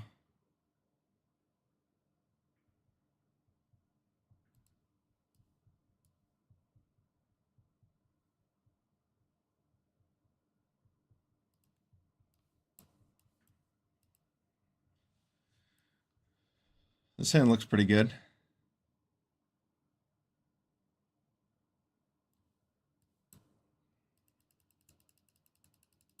This hand looks quite good. If he doesn't kill my ruby and I can kill the Sylvan Scavenge or play the Sylvan Scavenging. Oh yeah.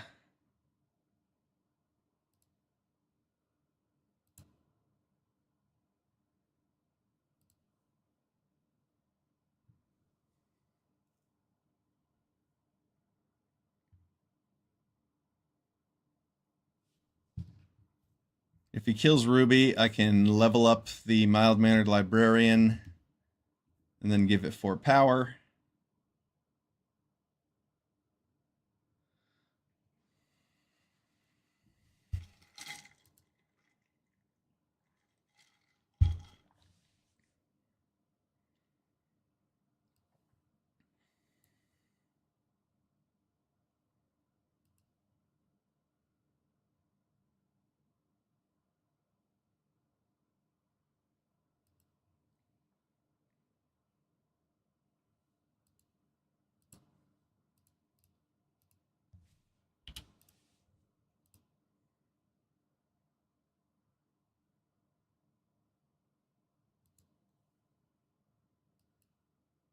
I want to use that mana now. I get an attack, and then I get another +1/+1 counter on this guy. But I have a 4 power creature. I suppose this is a lady.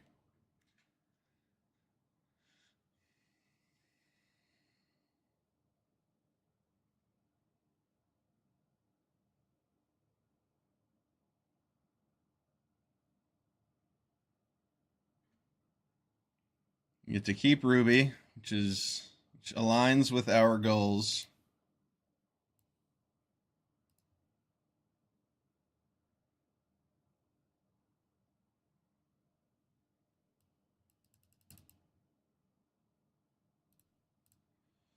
Just keep playing big creatures.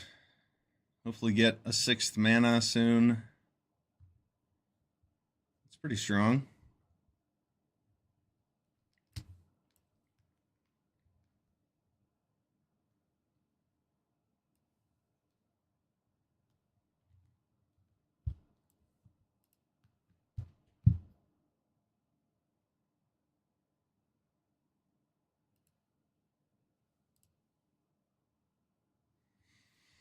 We get to make a bunch of creatures now. And if we get another mana, Chandra takes out Archmage and both flyers.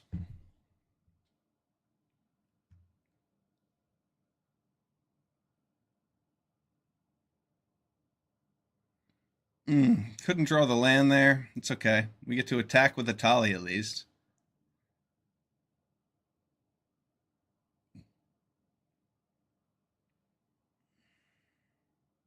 Should I attack with the Beastkin Ranger too? Probably.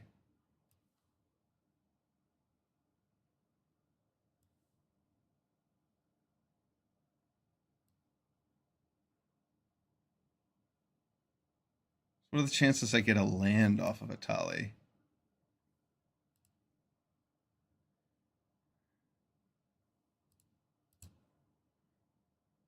I leave myself to a bit of a counter attack if I attack with both creatures. So let's just bring in a Tali. Wow, that's pretty good. I don't have anything to get back with the Elvish Regrower, but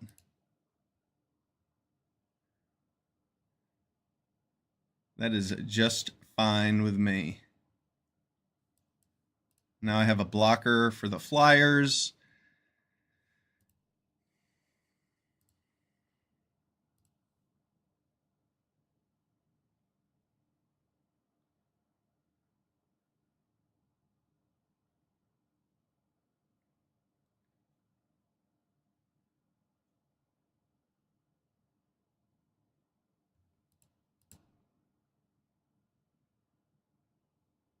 I get to do it. I get to cast Chandra.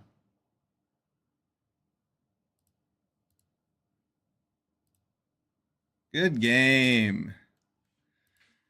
That was awesome. We cast Chandra. We cast a bunch of big fat things. Ramptastic.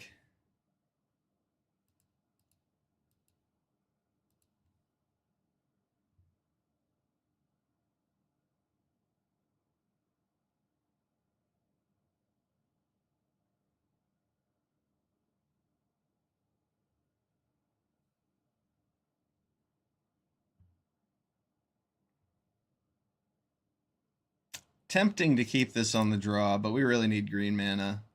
This looks a lot better.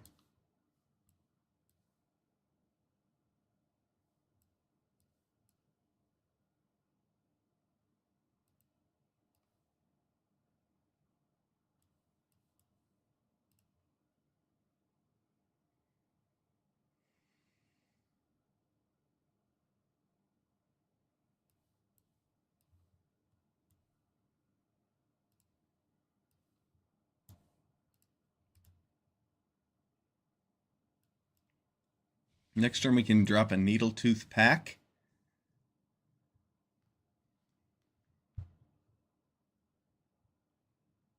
Hypothetically. He's probably going to kill Ruby. But we can always play Elvish Regrower next turn to get Ruby back. Oh, Heartfire Immolator. Yeah, that takes care of Ruby. Is he going to wait? Oh, he's going to wait and try and get my... Oh, that's awesome.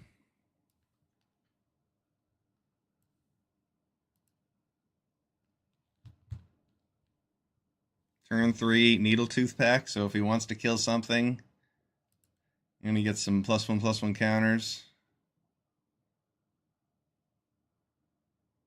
He could have done it at my end step to prevent the Morbid trigger from happening.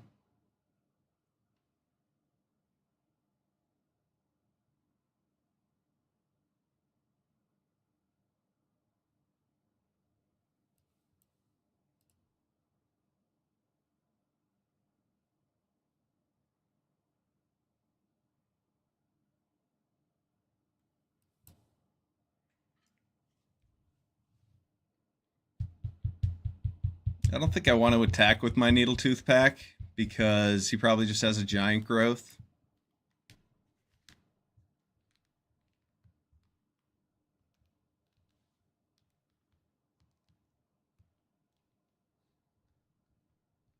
That's what I'm talking about.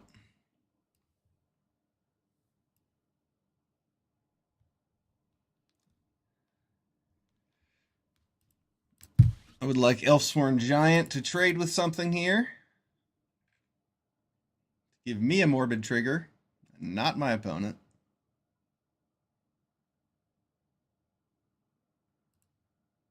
But I'll just take some damage instead. That's cool. Atali's good. And if he kills it, well, we have the Regrower. And we have more pressure on our side of the board. Though his Horn Beetles will get quite large.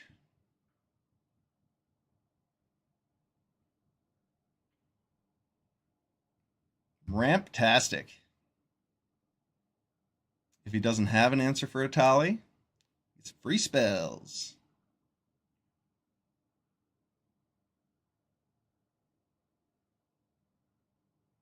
Horn Beetles get infinitely large. Ooh, looks like we might get an Atali trigger.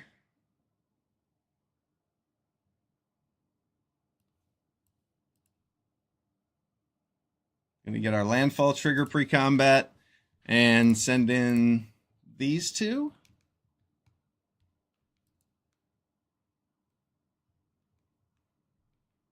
We got a land and a Courageous Goblin. Not too exciting. But he can trade off, and we can get it back with the Regrower.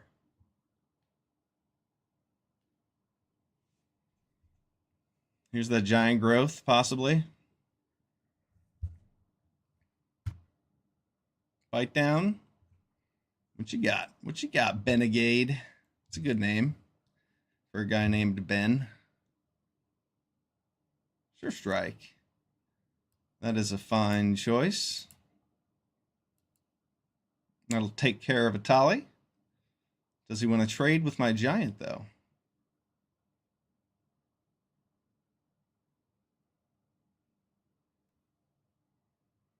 Either way, I'm getting Needle Tooth Pack triggers.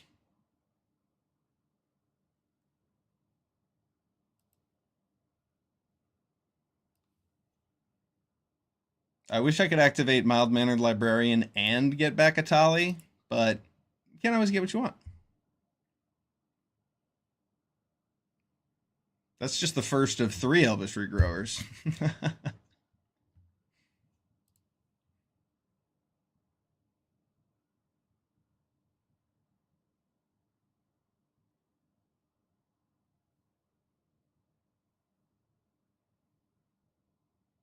I think I want to put him on the Courageous Goblin.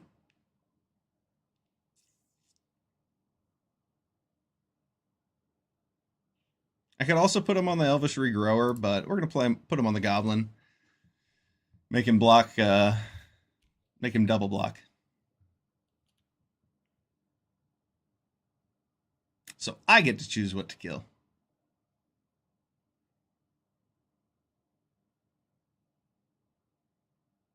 Plus, the Elvish Regrower gets to attack into 6/6 Horn Beetles, and the Courageous Goblin does not. Oh no!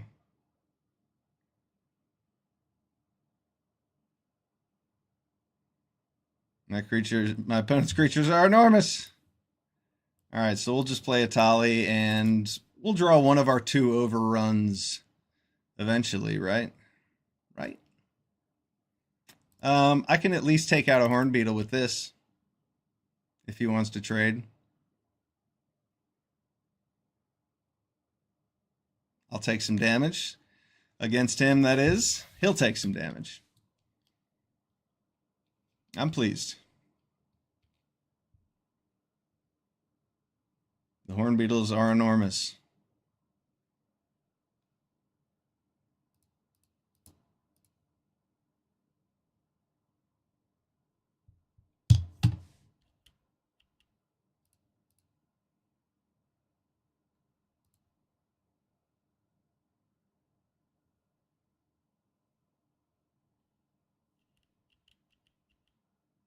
Let's see here. Math.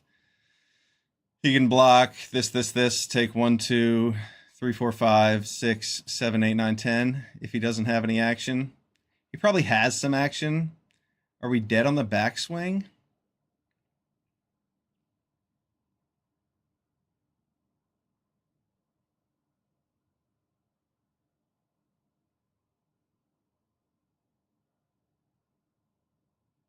I guess I want to see what I draw with the Librarian first. Unless it's an overrun, then I'm going to be sad.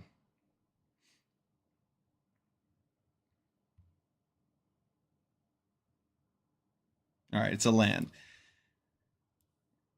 Now,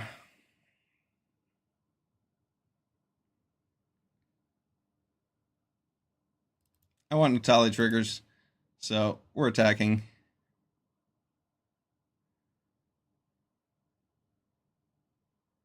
Yeah, that's pretty good. Garruk's Uprising and Nessian Horn Beetle. Give us another creature, some trample, another card. I like that. Good game. Good game, Benegade. Natali for the win. This ramp deck is sweet. We have a bunch of ramp pieces and some really good top end.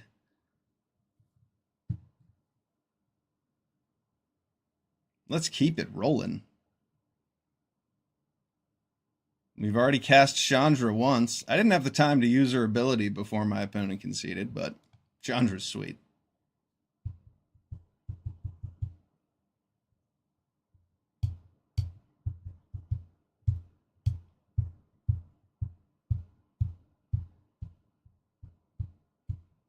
Here's 2 more turn 1. A lot of our elves.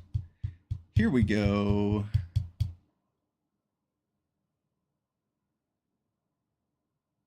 I wish they had some interactable pieces during this loading screen like they do on the match on the battlefield.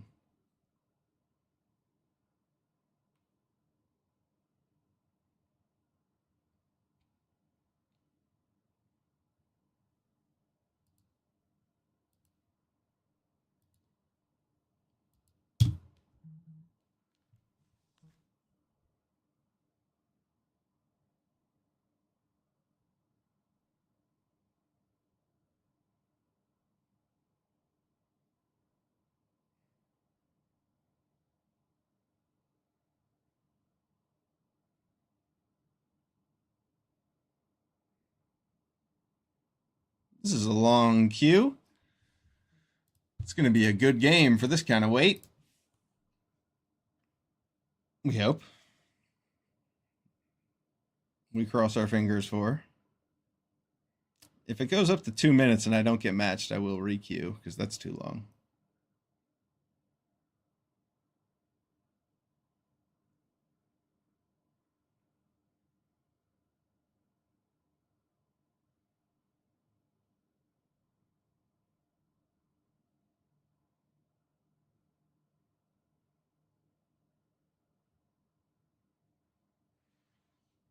There we go.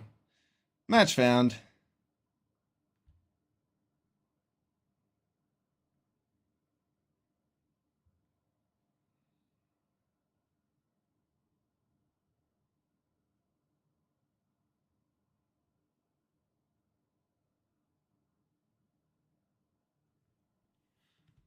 Okay, what do we have here? This hand is...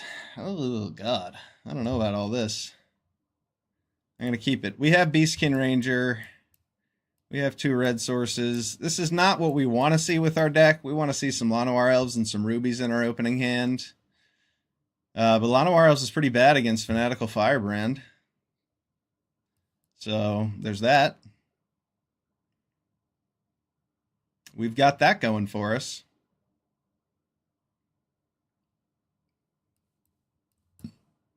I'm happy to just draw lands. That's cool with me. We've got 6 and 7 drops to get to.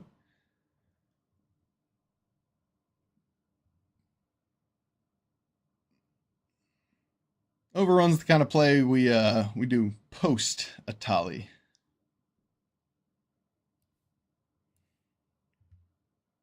Beastkin Ranger stays exactly where he is. I don't want to die before I get to cast these spells.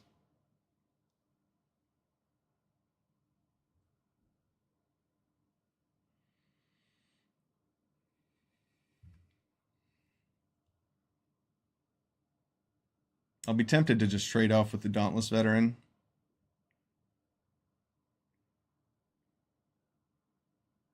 He might feel like he has to build the board more first.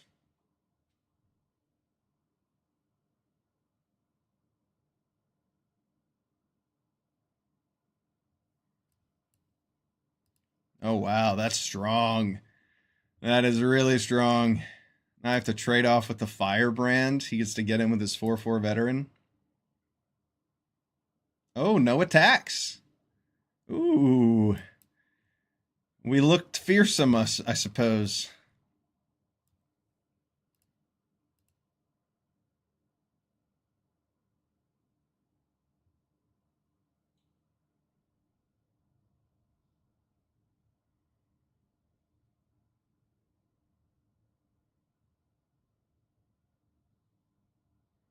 Can we have 6 mana for next turn? Or 7. Even better.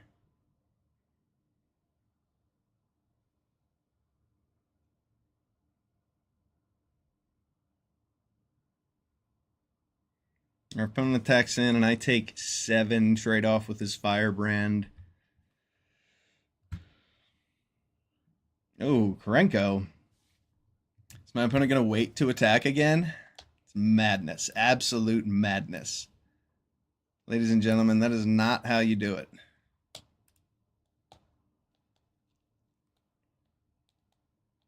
I got to get rid of Krenko before any Krenko madness happens.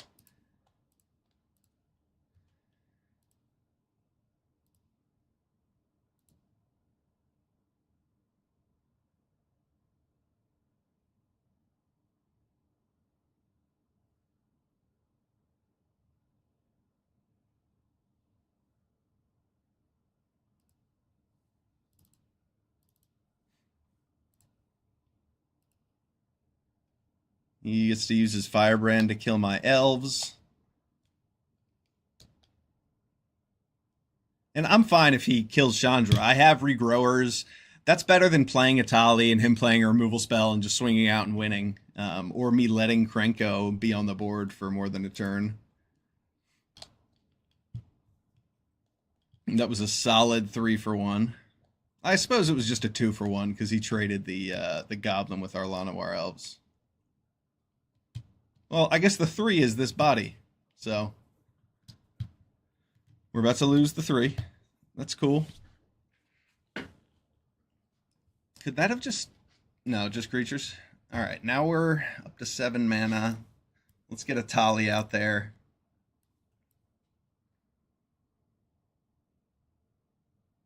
Big old, big old, big old creatures. Giant dinosaurs and planeswalkers. Playing some music on Spotify. What?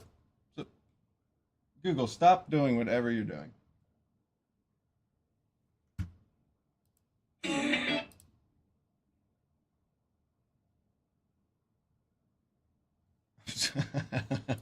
I don't know what technology has just decided it wants from me. What's going on here? You want 1 damage, probably for a raid trigger. What else could it be? A morbid trigger? I'm scared. Probably a raid trigger. It's Seer Slicer Goblin? Nah, he just wanted a raid trigger. I was afraid.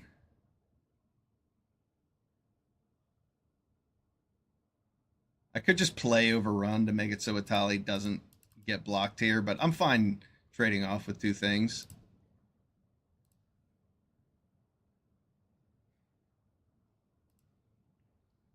He can double block and trade. That's cool. We're going to win any kind of long game with our Elvish Regrowers.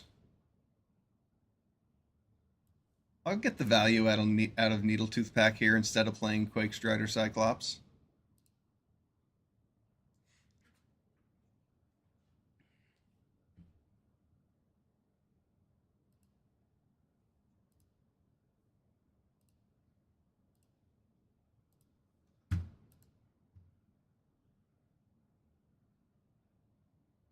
I don't think he's dead to Overrun, so I'll just attack with these 2. And let's get our Quake Strider Cyclops. Just win the game with Overrun next turn instead of doing any fancy regrower tricks.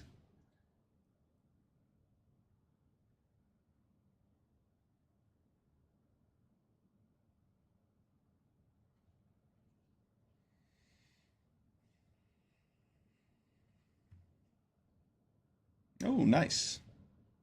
So if I draw land, then I won't Overrun because he's not dead yet, is he? Wait, no. If he 17, let's see, 7, 7, and 4.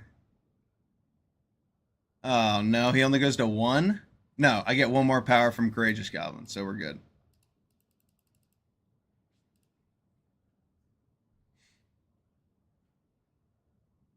Unless he has Luminous Rebuke, then we're gonna be in this game for a turn or 2 more.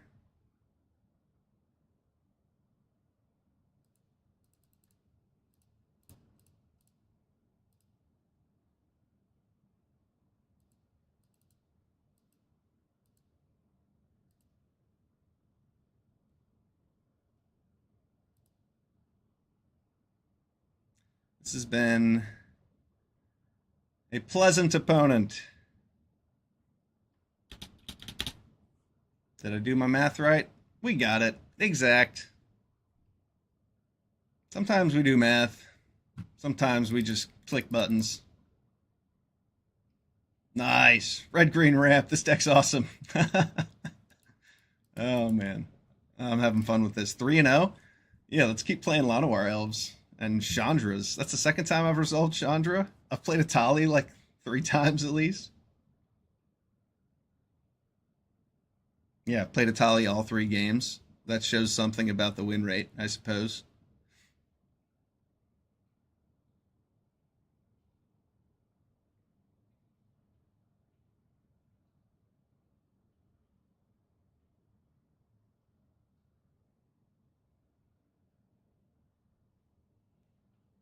Oh man, been grooving to Lake Street Dive. Highly recommend.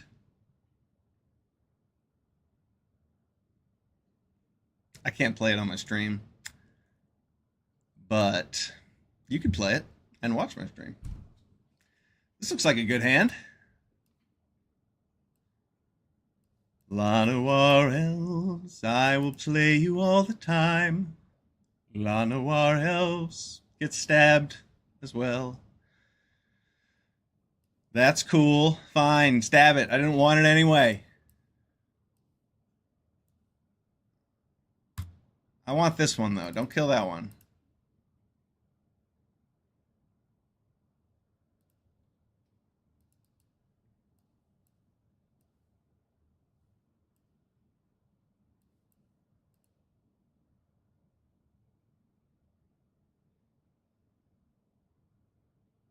I want something to block his ranger with. He's on the beats here.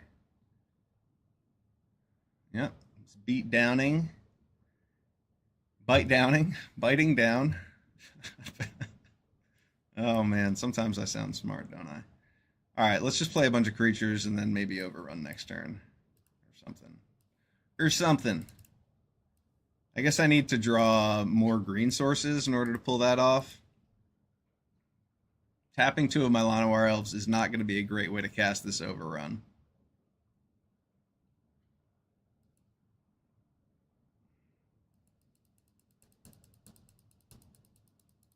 Tragic Banshee's pretty strong here.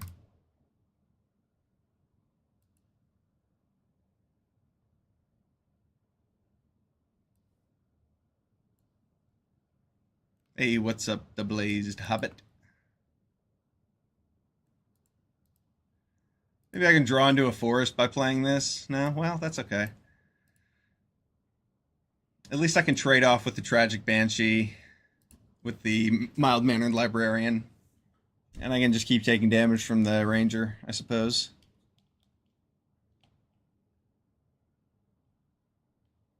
Let's see. How close are we to just... Okay, we're not going to be very close to overrunning, so we're going to need to battle them out. Oh, that's nice. I can just block here, though? Does that work? Does he have a trick? Nice! That's a good trade.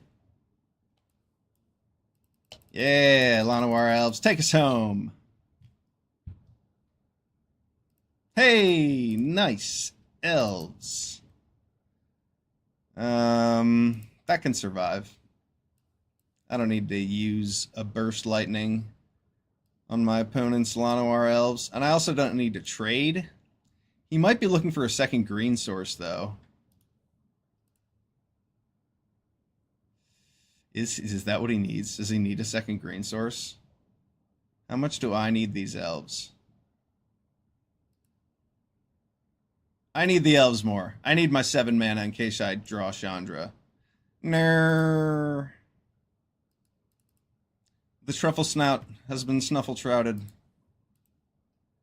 You mess with the boar, you get the stab.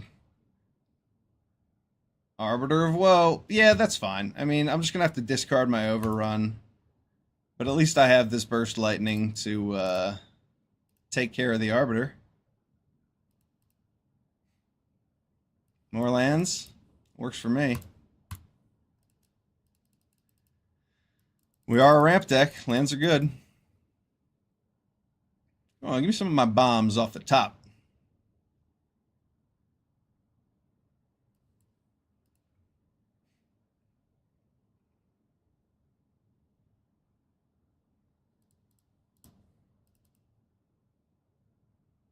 I don't need more than 7 mana. So better to trade than take damage. Oh no! Not the Scavenging Ooze. We drew another land. I don't like it.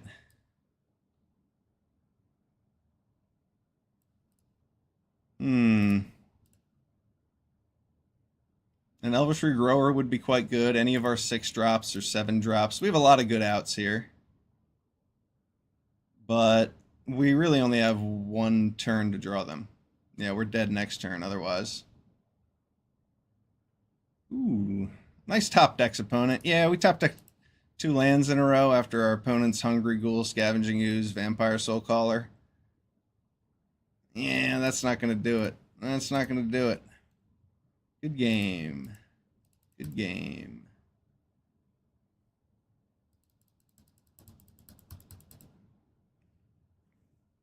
All right, red-green deck. You're performing. That was fun. I could have top decked like any of these enormous creatures, and we would have been in fine shape. But yeah, let's keep it rolling. Part of me wants to put in that goblin negotiation.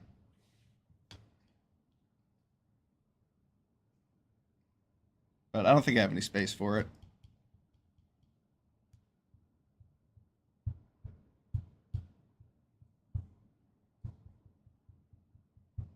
Goblin negotiation is probably good with overrun if we're playing a long game. We'll see. If I'm lacking a removal spell next game, I'll side to Goblin negotiation. What's that card called? Goblin negotiation in.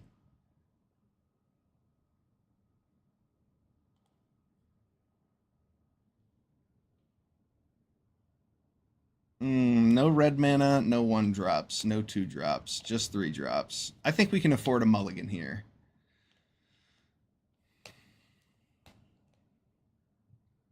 Yeah, we're gonna mulligan. I don't love the result, but we are gonna keep this.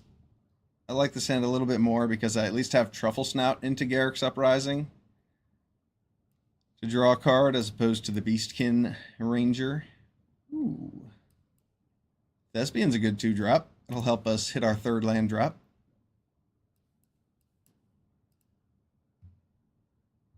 Land. That works. He'll be more inclined to trade now so we can get less value out of the Surveil. If he's wise. Does not appear that is the case.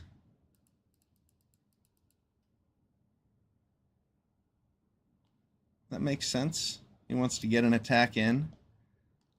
Let's go Eager Truffle Snout. Make him answer that. Otherwise, it's going to make foods.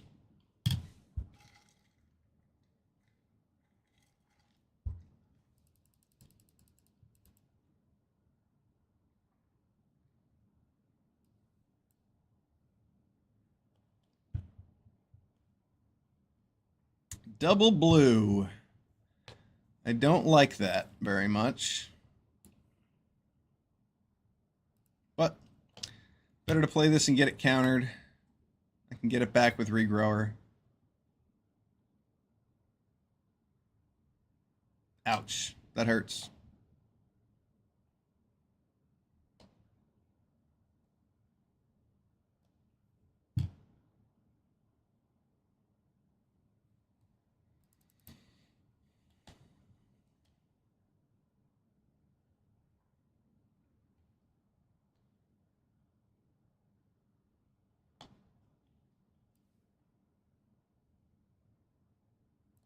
He has counter spells.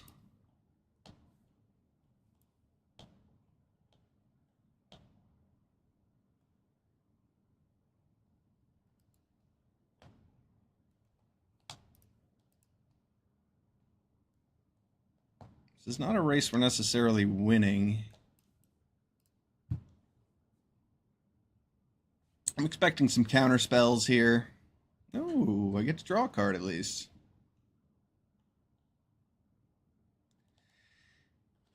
Probably has a removal spell, but let him use it. That way I can get in with my Elfsworn Giant next turn.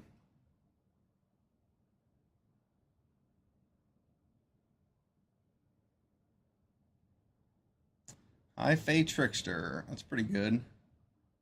I was not expecting a large flash creature, but I'm glad I didn't slow down my race efforts.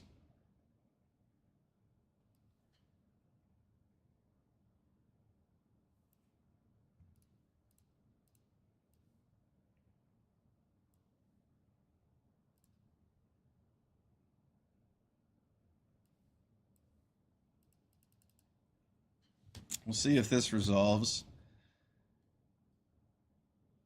Land? Nice.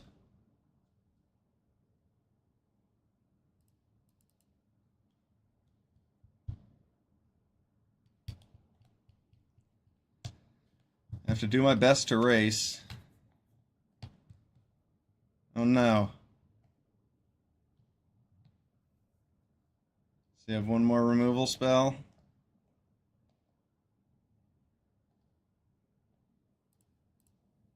Or a pump spell, I suppose.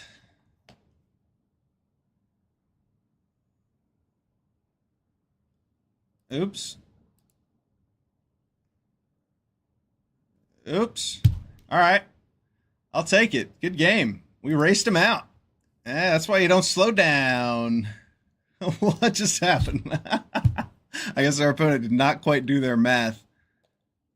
That was cool. Good game. And he could have played that differently and not lost. Maybe. I don't know. The Elfsworn Giant having reach and drawing a land to replace. Oh, man, that was awesome. Good game. Stabilizing at 1. All gas, no brakes.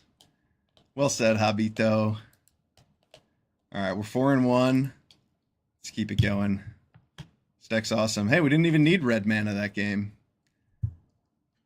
We top decked a Tali, and we couldn't even cast it.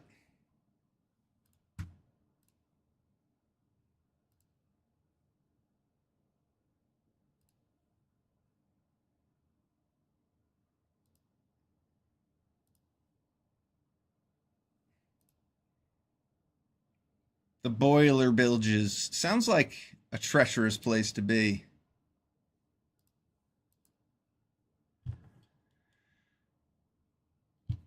Oh man, Foundations is awesome. The set is very fun, and we're going to be playing it for a while. The winter set lasts forever. I think it was Thunder Junction last year, and we played it for like 4 months. This set came out, what, like 3 weeks ago? I don't remember exactly. Maybe it was end of October. Yeah, came out about 3 weeks ago. And I should have mulliganed this hand, but daydreaming about how cool Foundations is instead.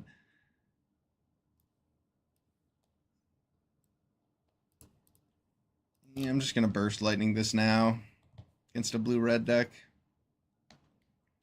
Keep him from getting any raid triggers. Counter it. Counter it. Refute it. Do it. Do it. Oh. I really wanted him to counter that so I could get it back with Elvish Regrower next turn.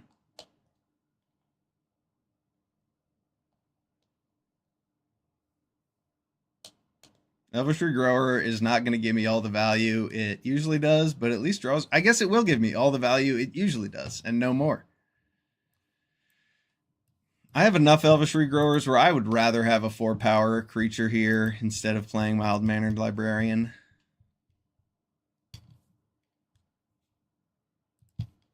Oh. I took the bait. I could have blocked there.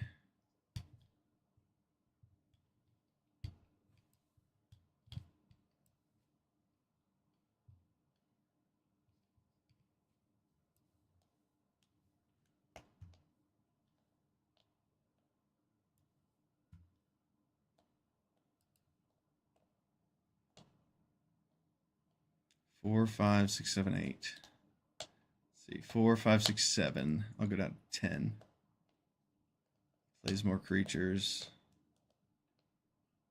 I'm just seeing if I can just race with Quake Strider and Overrun.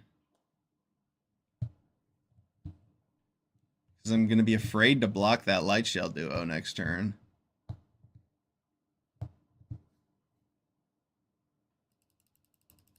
Let's try to do it. Let's try to win with Overrun.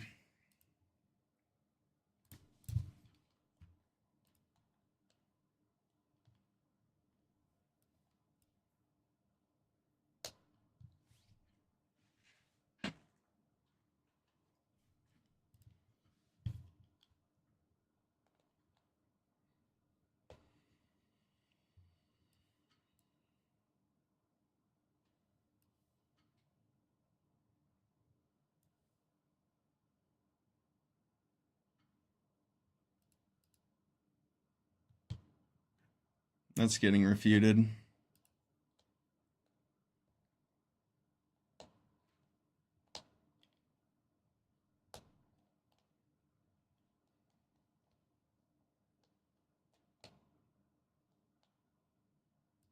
Yeah, let's see if we can still race him with the overrun.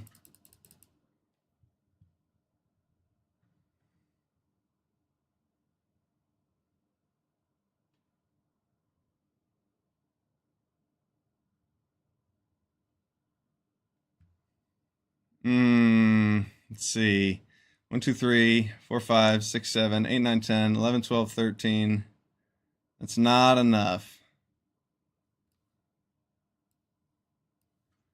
Not enough.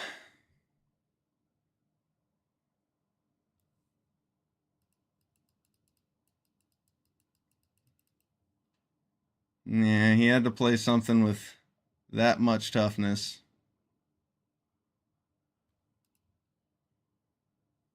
Good game.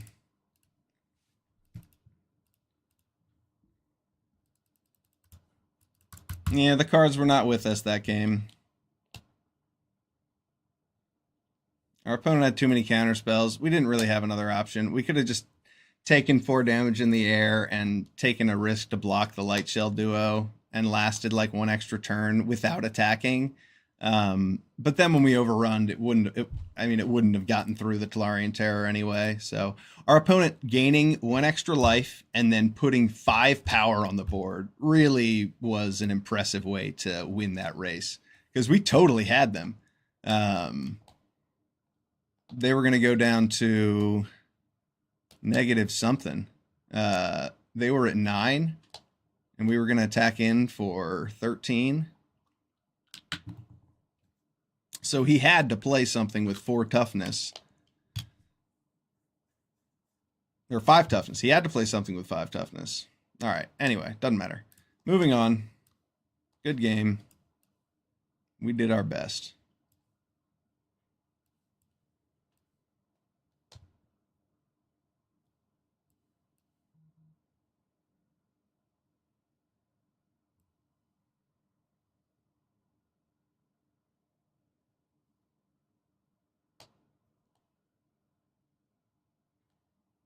I think I'm just going to play Wary Thespian and let him kill it with the Firebrand.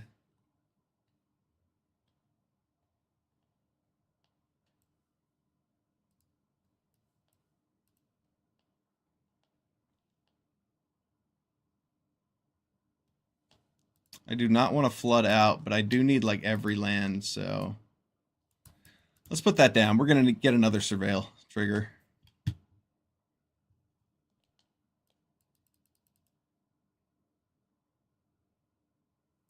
Nice.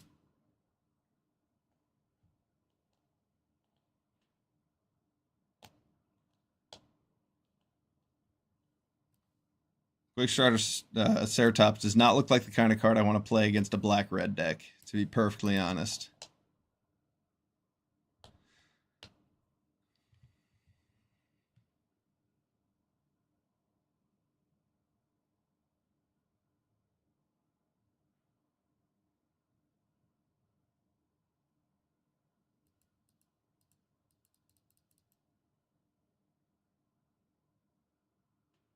Hungry Ghoul is tough to beat on the draw.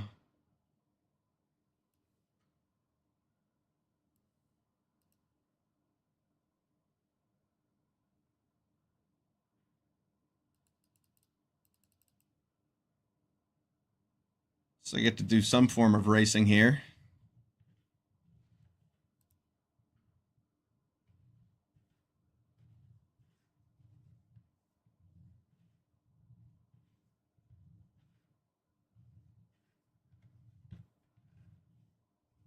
Oof. That is brutal.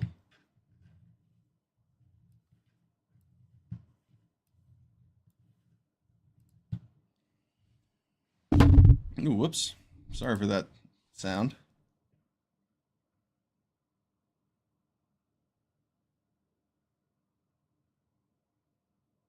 I roll.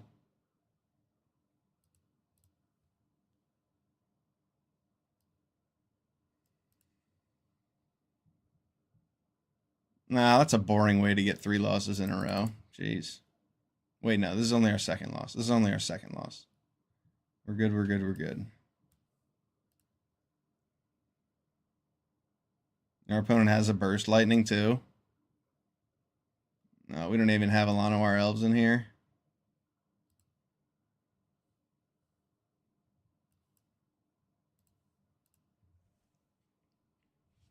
That game was boring. Hungry Ghoul with too much support. He had some perfect answers. That is our third loss. Wow, that was fucking lame. All right, 4-3. Well, the games we won were fun. There were a couple losses that were fun. That game sucked. All right, good games. I'm Felonyus. Thanks for watching. 4-3 with Red Green. I'll be back in a couple minutes.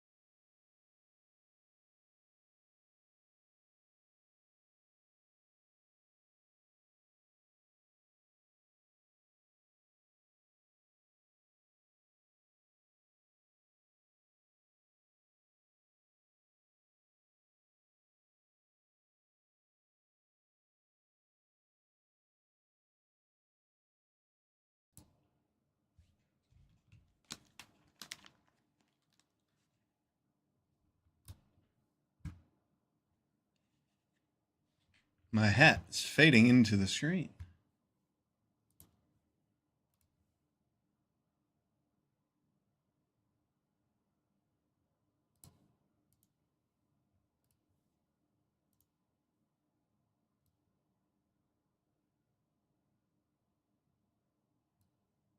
There we go. Hello, drafters. I'm Felonius. Thanks for being here. Doing some Foundations draft. Throw me a like and a subscribe, follow, whatever it is at the bottom of that video. And let's jump into a draft. We're trying to climb up into that top 250. We keep getting a bunch of wins and going 4-3, but we're having fun.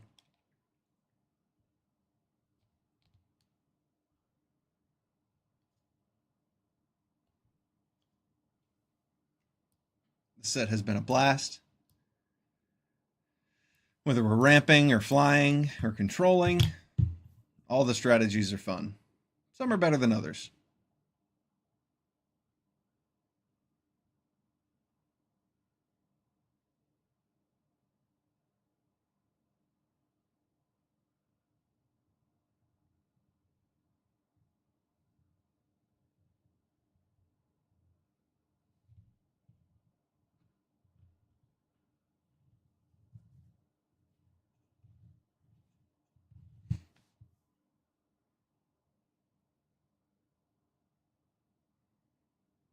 Let's get started there. Filled seat.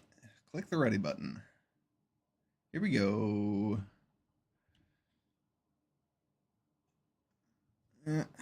Guess not. maybe next cue.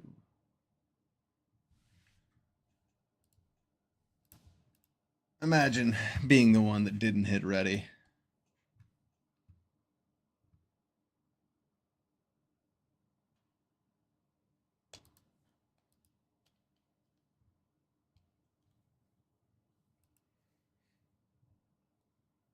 All right, pack one, pick one. Spectral Sailor is definitely the best card in this pack, and it's not really even close. You take it. Some fine green cards in that pack as well. Not worried about what wheels on it. Maybe a Swiftwater Cliffs. Maybe we'll play blue-red. We'll see what happens.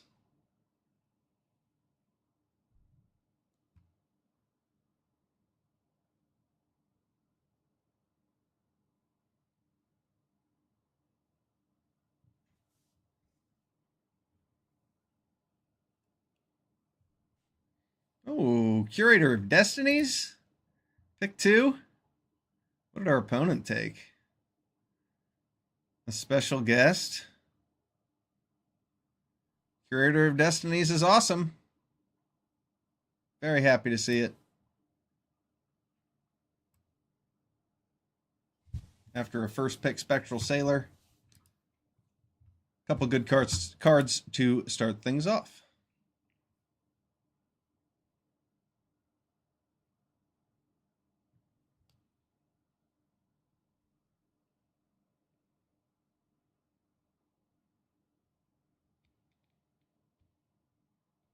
I did see Hidetsugu's second right in that pack. I'd be happy to wheel that in a blue-red deck. I have killed people with Hidetsugu's second right at least twice in this set. The card is pretty fun. It looks like Dreadwing Scavenger is our pick here. Since we're already in blue, that's a pretty good card to move us into blue-black, and that's pretty much the best color pair. Maybe white-black might be a little better. Slumbering Cerberus is really good as well. And we did see those red cards. But Slumbering Cerberus isn't really comparable to Dreadwing Scavenger. So we're going to take the Scavenger. We like blue-black flyers. Control. Curator of Destiny even feeds into your threshold strategy.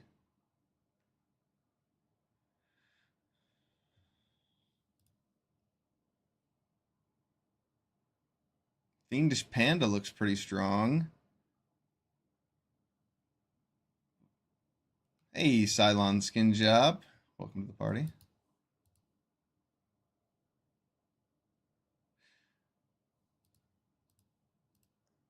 Fiendish Panda. I think I'm going to take Burglar Rat. We're going to let somebody else play white-black, I believe.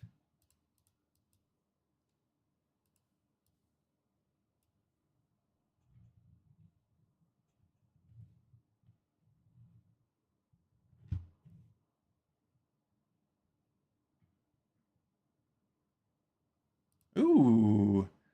Big Fin Bouncer. I see this Burst Lightning too. Though had I gone the blue-red direction, I would have felt bad about passing this Bouncer. We're happy to see a Big Fin Bouncer. That card's good.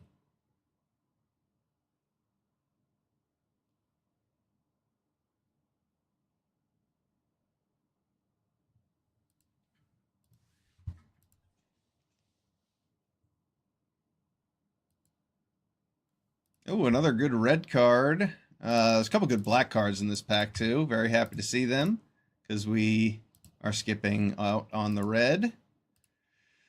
Man, I think I have to take the Infernal Vessel. I'm sad to pass a Burglar Rat. I think Infernal Vessel's a little bit better though.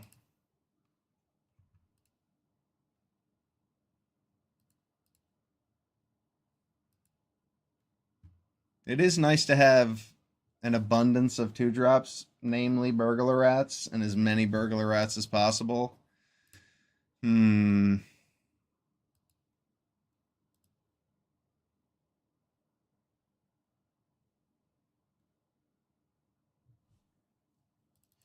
another Burglar Rat.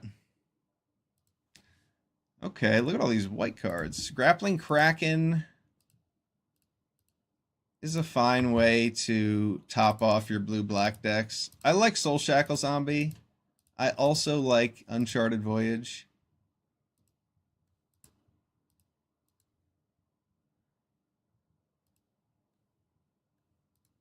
I'm going to take this 6-drop.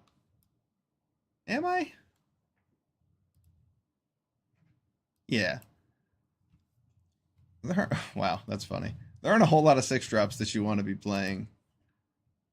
I just don't like Solarian Terror that much in blue-black. I feel like you don't end up getting enough instants and sorceries to make it work.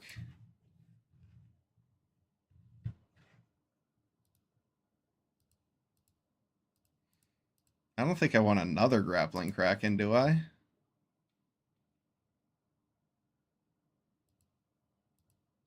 Yeah. We'll finish our top end like that. Strix Lookout.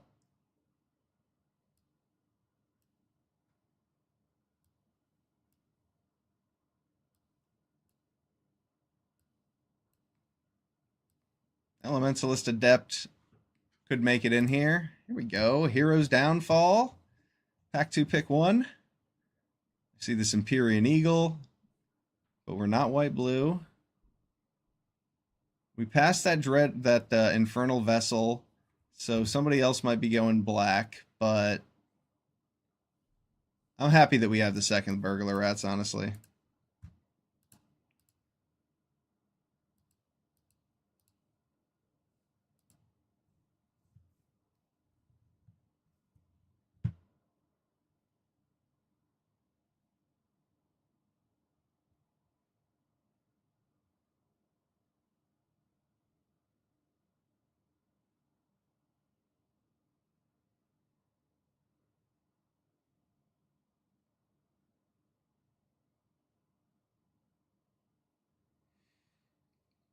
We have some good cards. Our 6-drop slot's pretty heavy, but that's okay.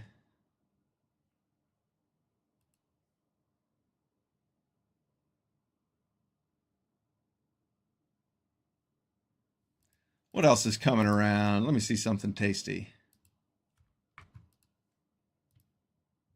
Stab. I like Stab. I'll take Stab over to this Arbiter of Woe, too. It's pretty close. Arbiter of Woe is quite good. But I want Stabs. And I have 6-drops.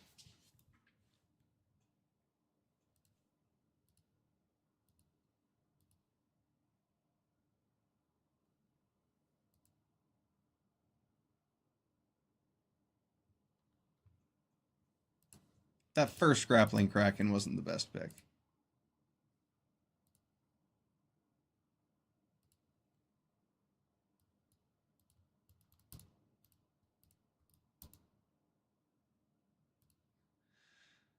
I should have taken Soul Shackled Zombie or Uncharted Voyage over the first one for sure. This pack's good. High Fate Trickster's a great card. I'm going to take that over Bacon to a Pie, though. It's close. Definitely close. High Fate Trickster is... I mean, we don't even have that many instants. Being able to play our deck at instant speed will be really powerful, I think. Bacon to a Pie. I don't have as much removal as I'd like, but I got to take the Trickster. There's an Eaten Alive. Go with our Rats. Vampire Gourmand. The Gourmand. There's also Think Twice. Think Twice is quite good in this deck, but I want 2-drops that are strong. Vampire Gourmand is great. Wow. Sphinx's Tutelage up again. There's a Stab and a Refute here. There's also a Reassembling Skeleton to go with our Vampire and our Eaten Alive. But I'm taking Stab. The more stabs, the better.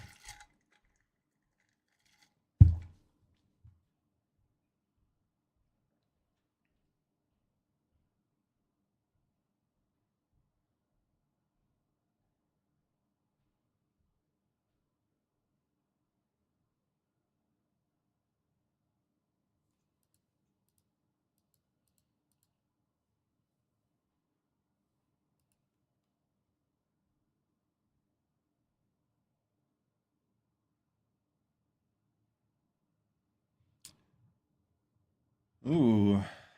Arcane Epiphany or another burglar rat.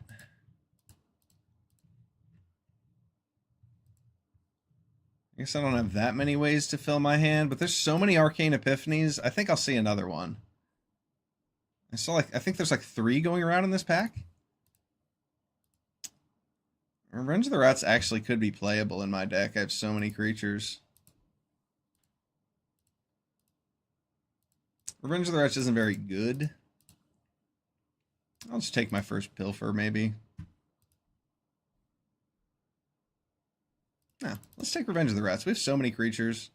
That could be a 23rd card.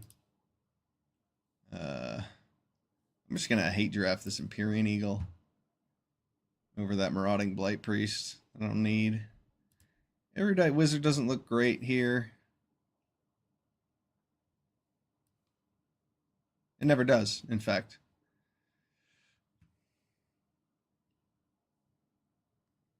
Uncharted Voyage over this Gutless Plunderer. Totally.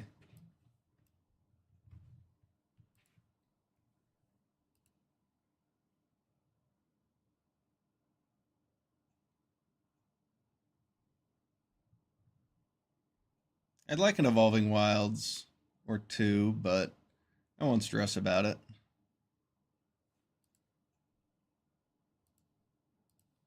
Soul Shackled Zombie. See, everything worked out, taking 2 of the Krakens. We got everything we wanted.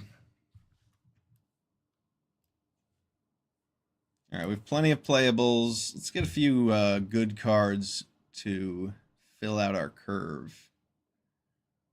Another Gourmand or a Skyship Buccaneer. Skyship Buccaneer is really good.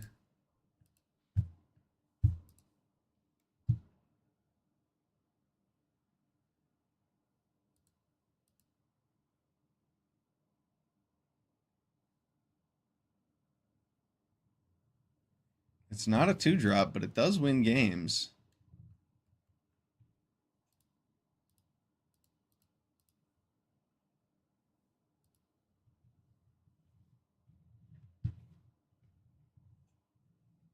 I mean, I could wheel. I'm going to take the Gourmand. We have some good... Wow. Tragic Banshee and another Skyship Buccaneer. I'm definitely going to take Tragic Banshee. Hopefully we can wheel one of the Buccaneers. It's not as good as the Kraken. I mean, it's significantly better than the Kraken. So it's less likely that we'll wheel those, but we got some good cards instead.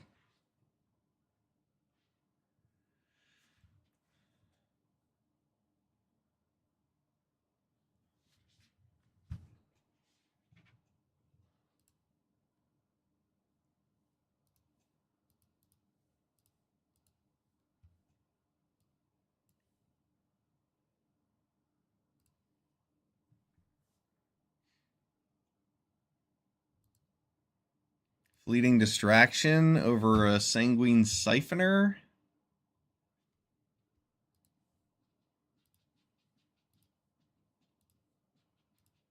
Just something to do instead of a mediocre black creature. Yeah. Fleeting Distraction fills the graveyard too. Another Cat Collector going around. That's pretty strong. I see Billowing Shriekmass. I also see this Refute.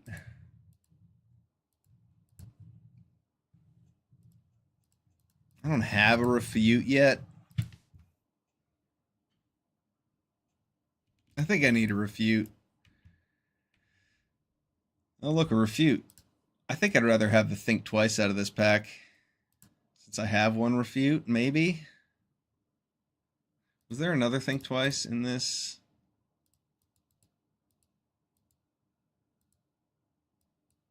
No, not that we've seen.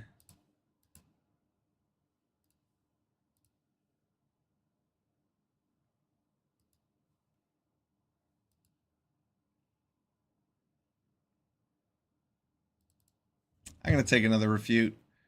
We'll miss out on the other, Or we'll miss out on that Think Twice, but that's okay. Extravagant Replication. I think that card's worth a slot over maybe the second Kraken. Possibly. That card seems cool. That is certainly a rare. We'll try to play it. Diagraph Ghoul. We're getting into our 24th card now. I mean, I might play the Diagraph Ghoul over the Fleeting Distraction.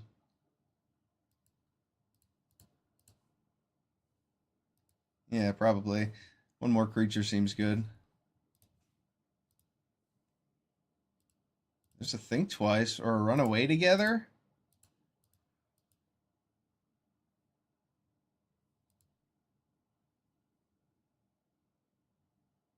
Run Away Together with Burglar Rats is pretty good. And that's kind of like Thinking Twice. I'm sure Think Twice is great and all, but I like having a little bit more interaction.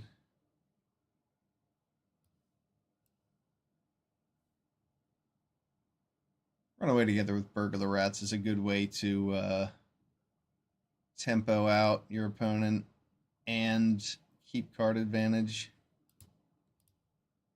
Billowing Shriek Mass over a Fake Your Own Death?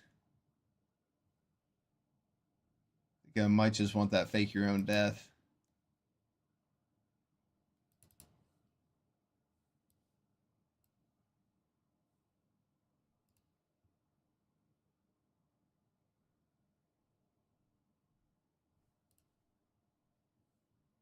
I think Soul Shackled Zombie is probably going to be pretty good for us, especially with Extravagant Replication.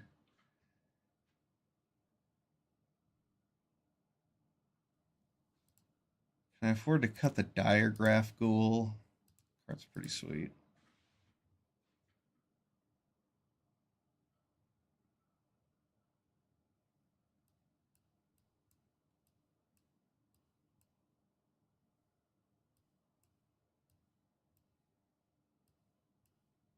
Just looking at my removal spells here. Yeah, I like all those removal spells. I don't really want to cut any of them. And like, this isn't all removal. We've got bounce and combat tricks and counter spells, but interaction. Diagraph Ghoul does look like one of the weaker cards.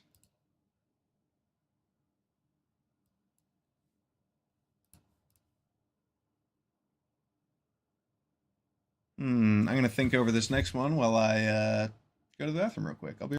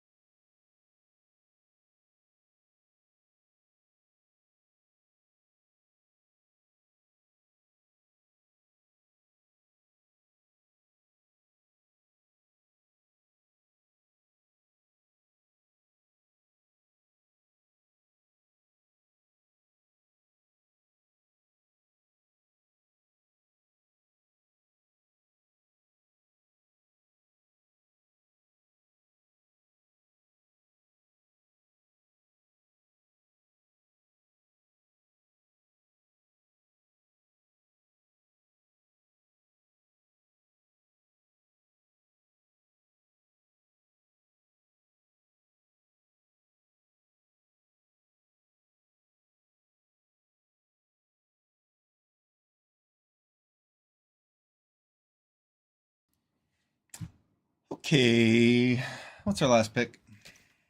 Last cut.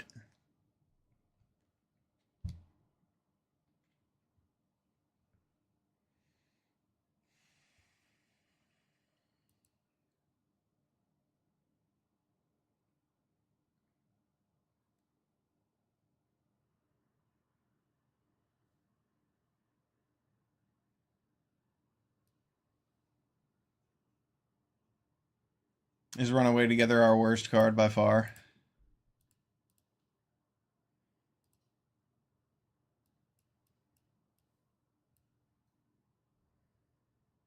If Runaway Together was our worst card, then I don't think Twice would have had a slot in here. This looks good. Let's take a look at the curve all together. All right, blue-black control. Do we have the right lands? Give us more islands. Is that right? Doesn't look right. And we have a lot of double blue things, but we just have a lot of black spells early.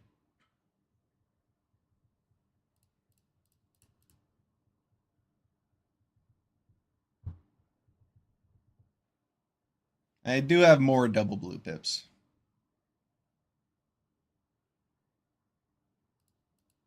And I am gonna need to cast. I'm gonna need to double black all the time. So let's run it. Here we go. First pick, Spectral Sailor, Curator of Destinies. Second pick, into good stuff. I think Dreadwing Scavenger was our third. Yeah, we've got a good little blue-black deck. It's mainly black, but we've got some good blue cards in it. A Kraken. We'll see if Extravagant Replication does anything cool. But we're here to have fun. Of course, we'd like to climb up into that top 250, but we're going to have fun on our way there. So if we got to play some cool rares, we're going to.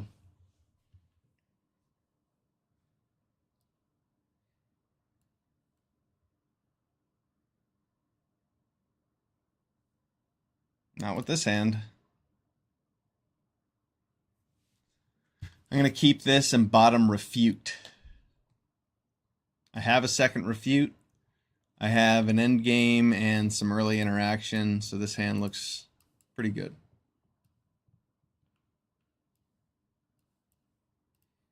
I even get to Burglar Rat, cycle into another card next turn.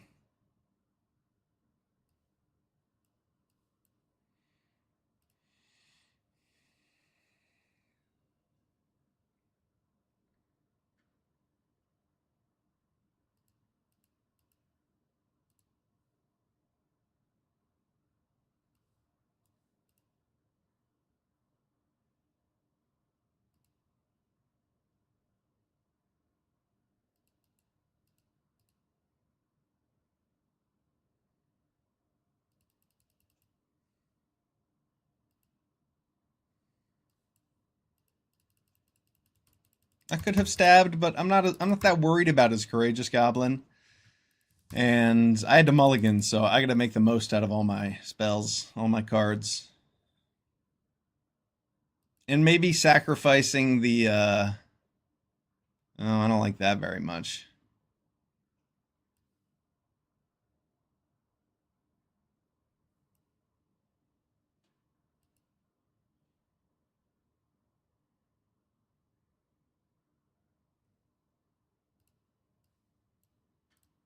Now I'll stab just because he has a lot of power on the board.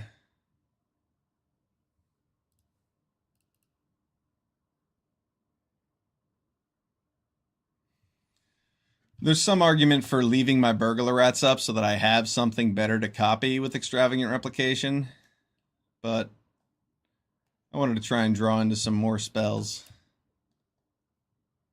That's pretty strong.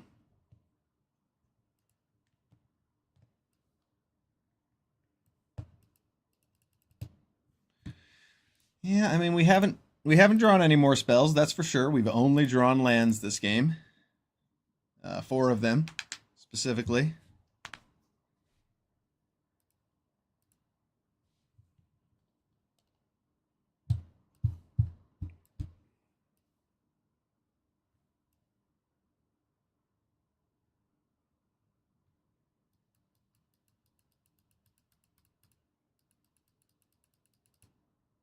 He's not going to trade, and I don't want to trade, so.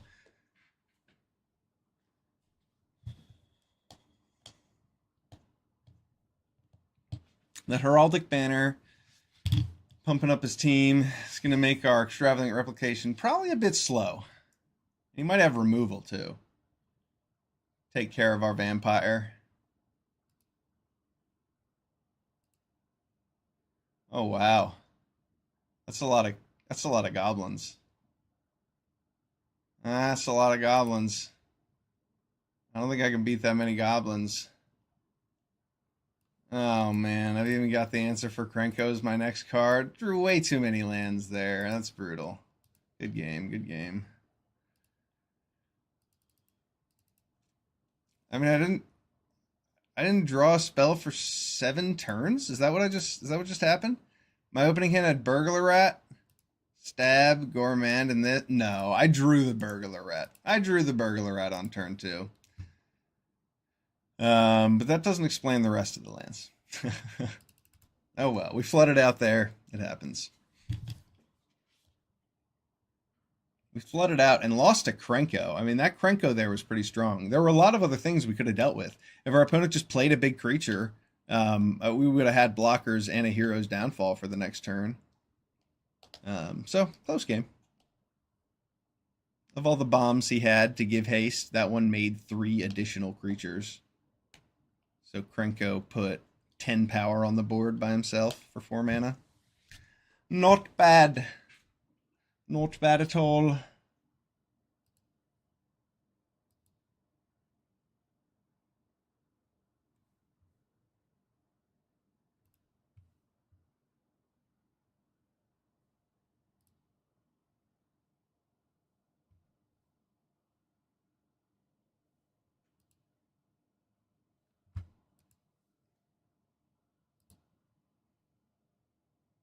Here we go. I like this.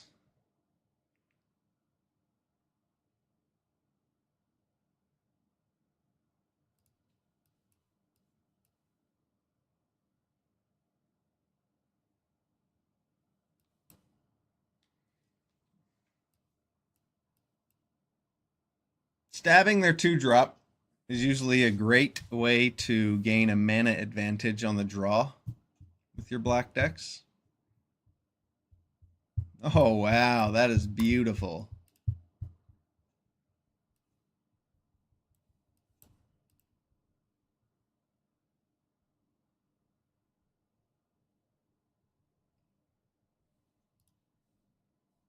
Talk about rares. No land. Oh, no.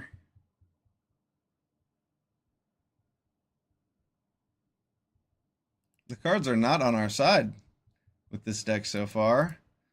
Some hard flood. Missing land drops.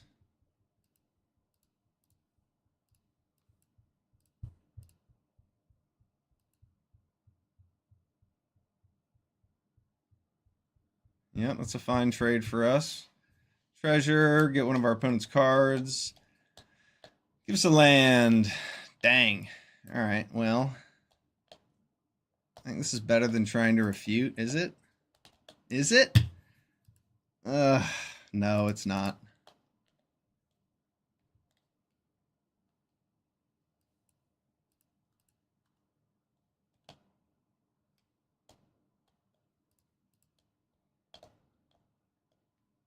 I guess Dreadwing Scavenger at least gave me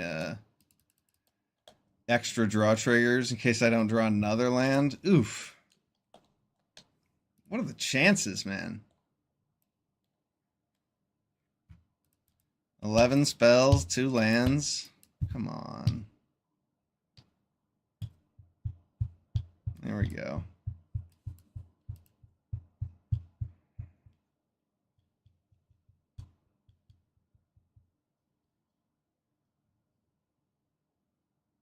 It's a lot of big things in my hand.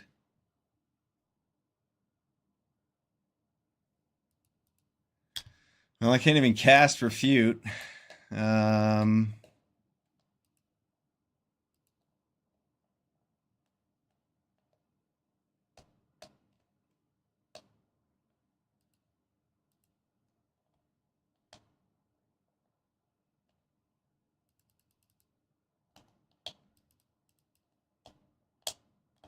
Well, at least our opponent didn't draw a spell there.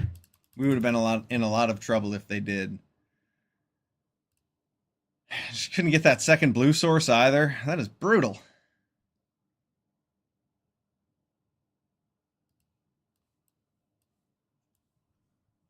I guess I'll just do nothing. At least I can block with the Dreadwing Scavenger next turn.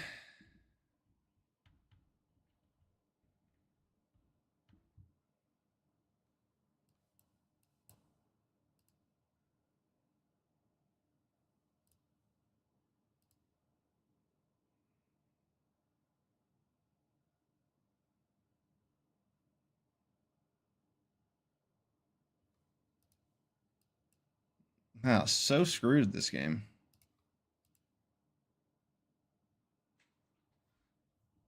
Took us 6 turns to find a third land.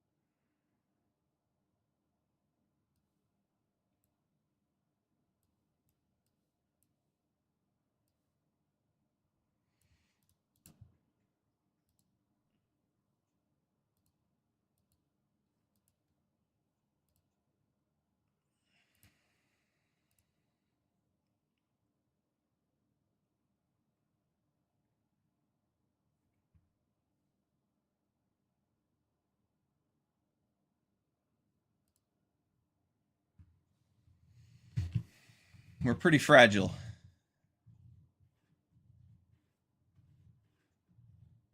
Pretty fragile.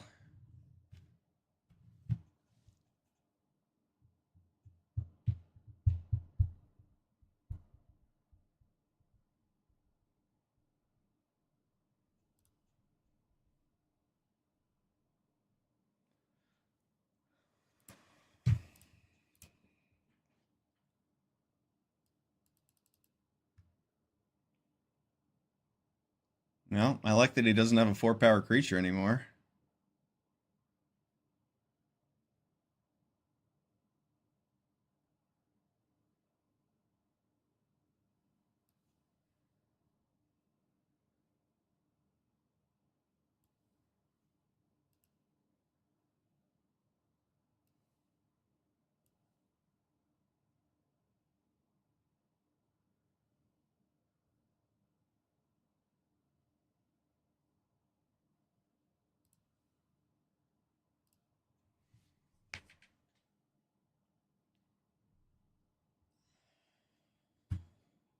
Cool. He has to attack with his Phoenix.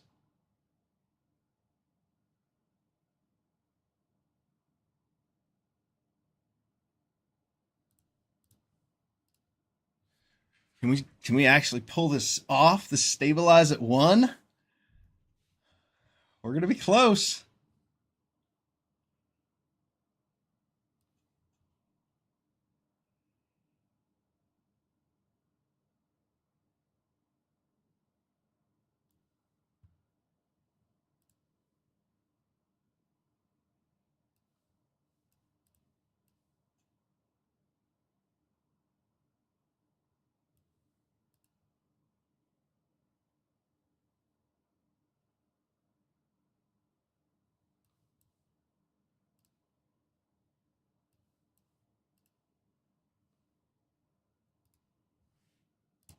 I could have kept up the High Fate Trickster so that I had Eaten Alive as an instant. Oh, that's brutal. Then I could have played Extravagant Replication at instant speed. That is quite a top deck from our opponent. Ouch.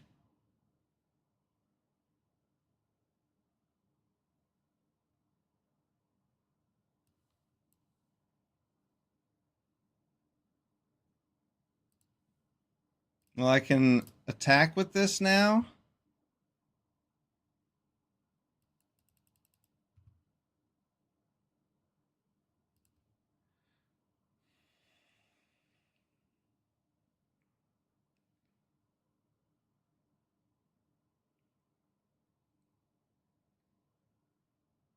We have to try and kill them in a couple turns, and we can kill them next turn. Right? No, not quite. 9, 10, 11.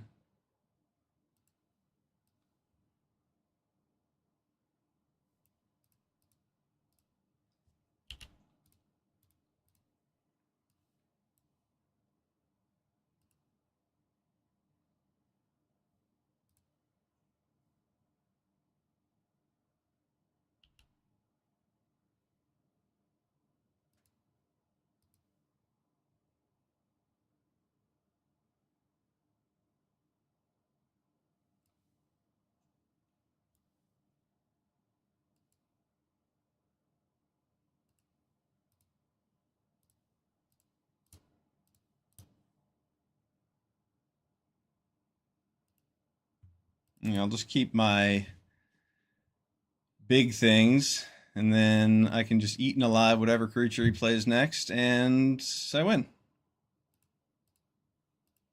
Good game. Wow, we stabilized at 1. What a game. That was awesome. Oh, man.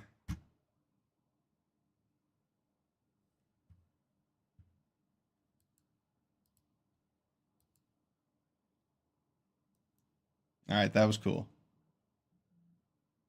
I was pretty convinced we were dead. We drew into it there. Whew, close one. Oh yeah. Time to make an update in the arena department.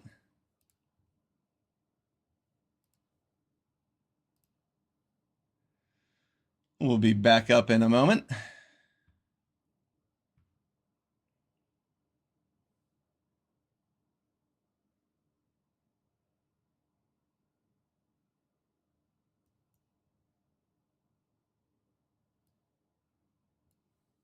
Did it update? I feel like it didn't actually update there. Let's see. Yeah, all right, we're good. It was a quick update. One of those you don't even notice. The best kind. All right, we're 1-1. Blue-black control. Let's see what we can do.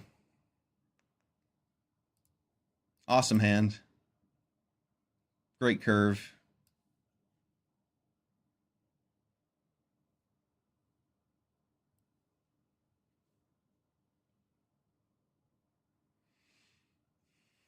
We have a 1-drop, 2-drop, 3-drop, 4-drop.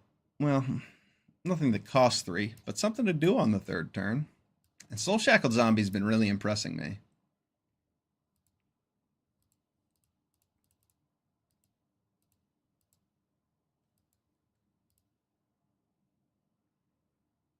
Our opponent's got a tough keep to choose, I suppose.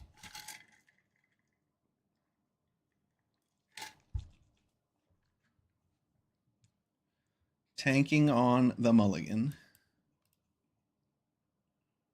They chose to keep.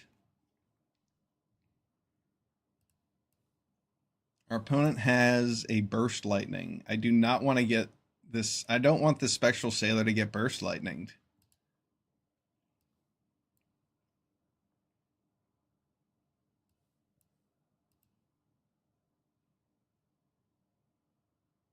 We're going to play around Burst Lightning here because our opponent definitely has it.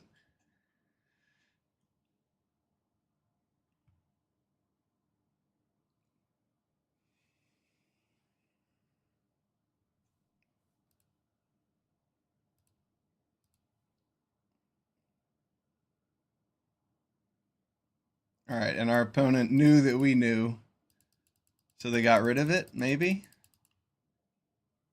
Or maybe they have another one. Maybe they're baiting me by discarding the first Burst Lightning, and they have a second one? I guess not.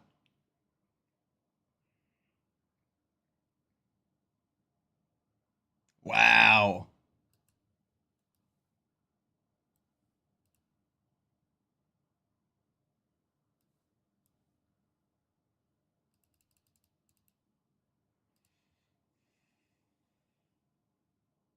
I want to draw some cards with this thing before he kills it.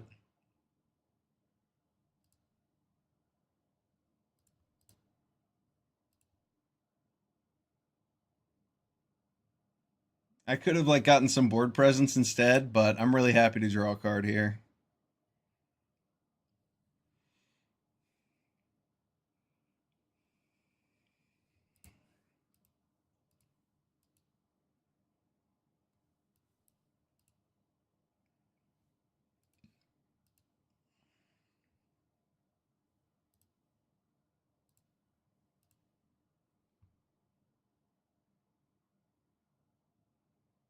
Another burst lightning. Nice. Triple burst lightning. Look at our opponent. Look at all these awesome red removal. What are they about to drop on us? Okay. Well, that wasn't as impressive as I thought it might be.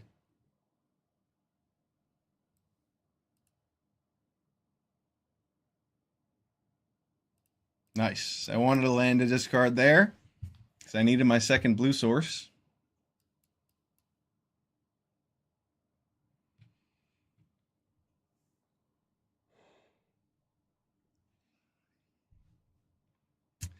Bite down is down. We are running our opponent out of cards. That's a really nice top deck.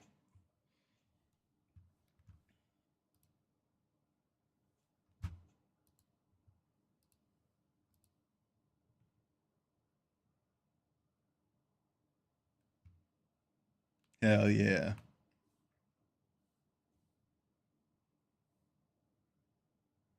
This refute's going to be good.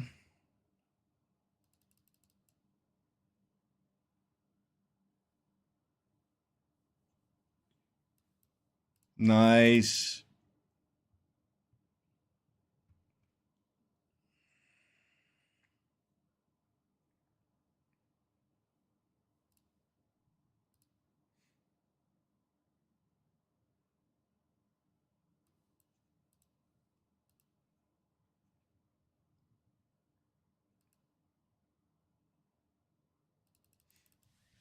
I'll actually start racing him here.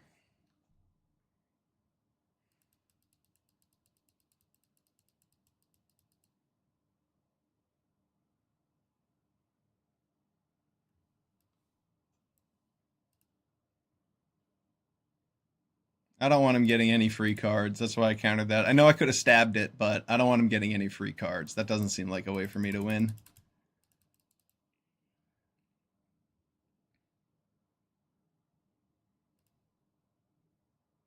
I can stab that.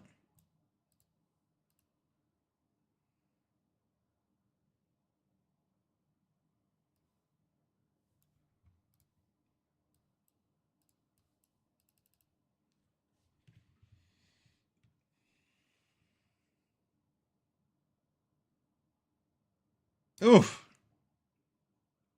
That's going to be game there.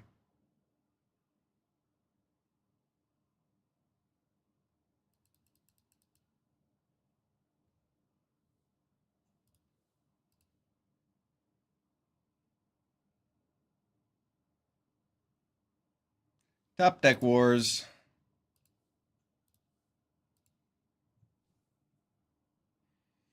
Yeah, it would have been better to stab the strongbox warrior and then just counter whatever came out. Yeah, I could have played it differently. I was hoping to draw a spell maybe instead of just lands afterwards, though. That was my mistake. For thinking I might draw something other than lands. Yeah, it's too late for that.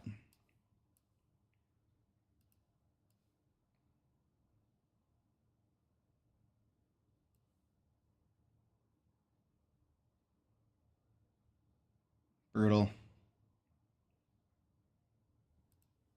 Brutal.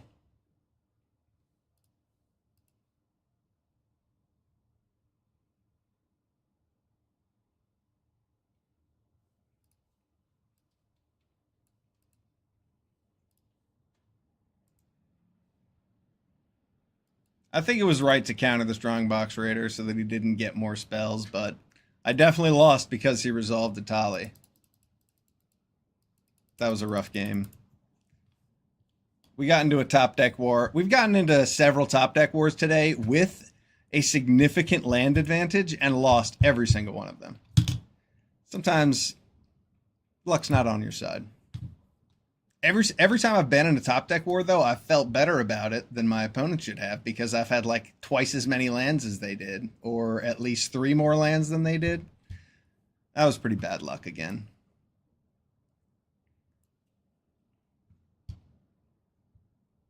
Because I have plenty of answers for Atali. All right, the sand looks okay.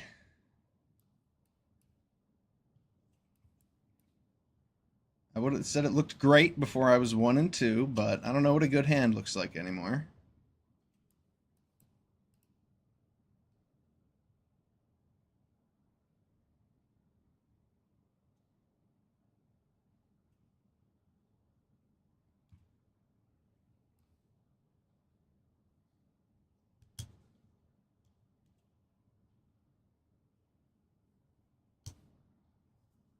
Does he want to trade? I doubt it.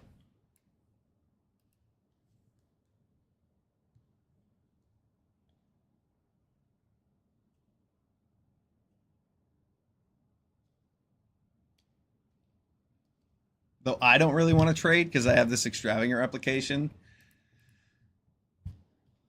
So I'm just going to pass.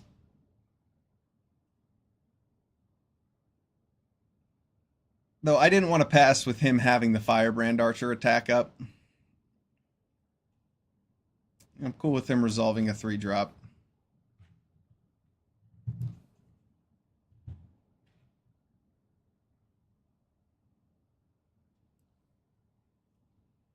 I'm kind of interested in playing this Dreadwing Scavenger.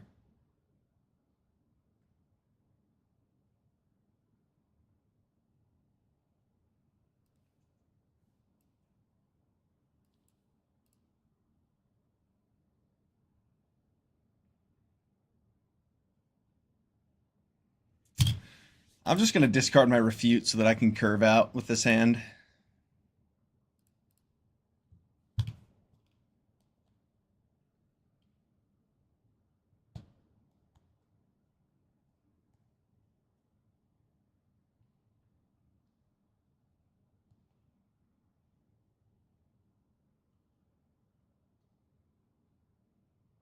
Okay. Witness protection. My nightmare bird has become a legitimate business bird. Legitimate business birdson.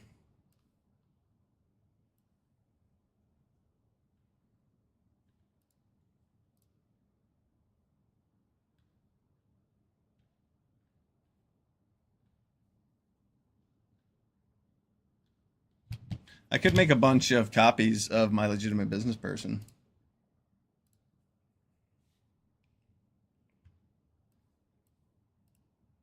But instead, we're going to Tragic Banshee this whelp to take away the clock that he has. And then we have Extravagant Replication. And he has been missing lands. So we have a good chance of being able to make a copy of something.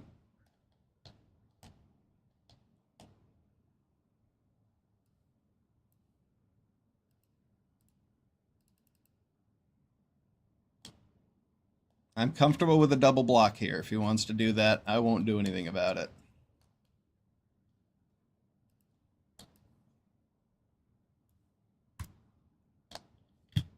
Come on, Extravagant Replication.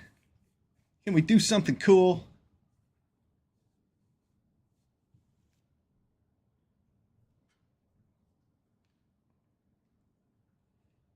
Last time I played it, it just died to a Reclamation Sage. But we won that game, so that was cool. I would like to make a copy of something, though.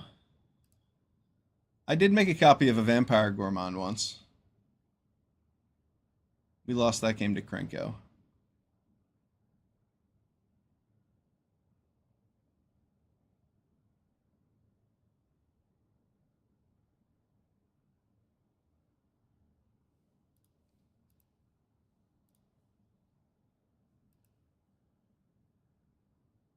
How Oh, Knievel discarded that mountain when I made him discard a card from Burglar Rats, and he hasn't drawn a fourth land. That's rough.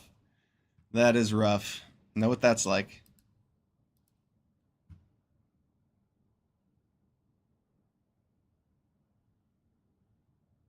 Let's make a copy of Burglar Rats. He can kill it if he wants to. I'd rather him kill that than kill Tragic Banshee. And me to get even less value.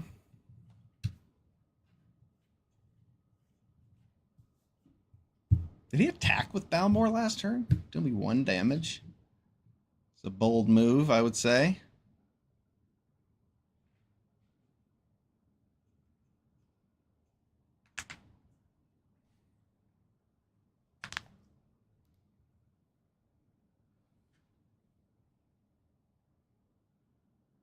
That's a pretty good card. See if we can draw land before playing it.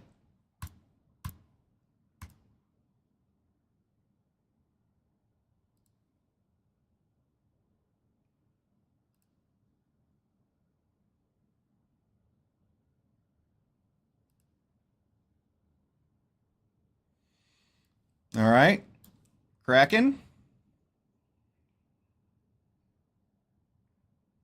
Kraken looks good. With a land to tap down Balmor. Should be enough to shut down whatever my opponent had planned. I guess there's a chance he has an Aether Eyes to go with that fourth land he just played.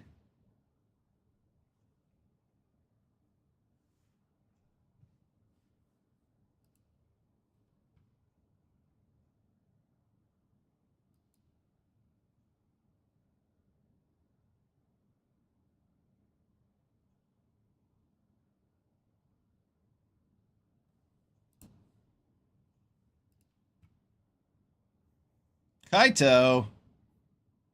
That's a cool card.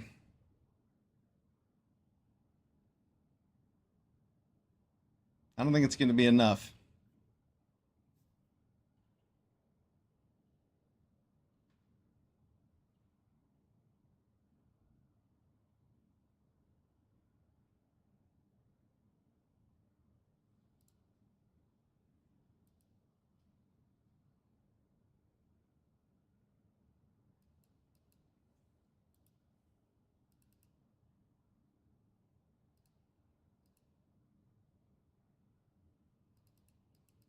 Good game, Knievel.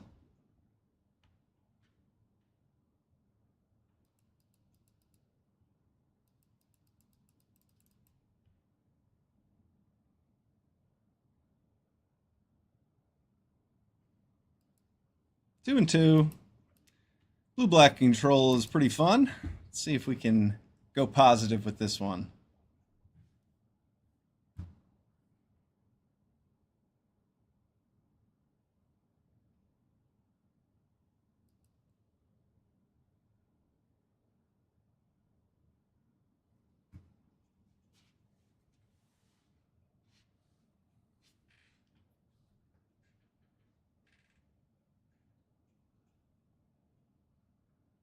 I'm feeling like blue-black control. I go first with a hand that doesn't have any 2 or 3 drops. Just at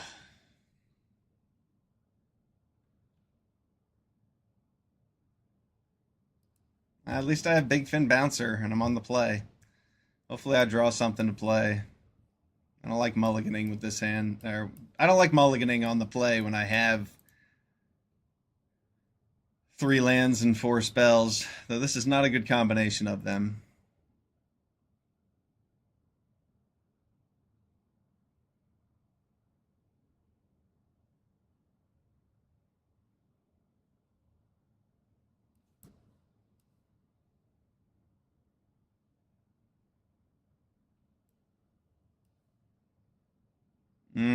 Definitely need a 3-drop.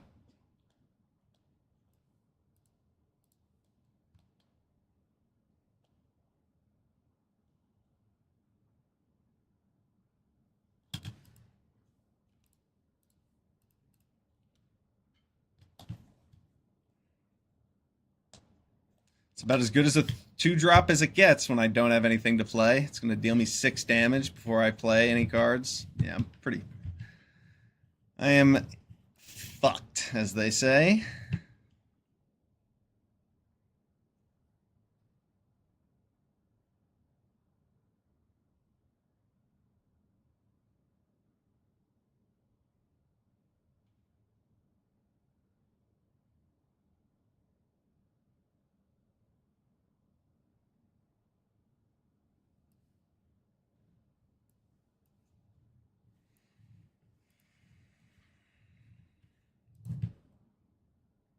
Now, like, I can at least trade and then kill that thing with Tragic Banshee next turn.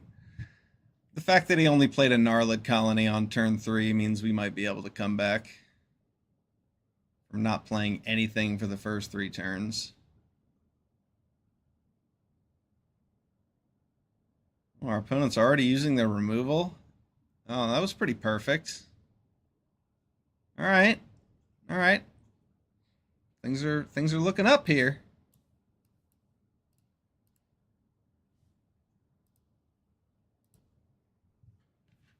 Killed a Wary Thespian. Keeps the card on top again.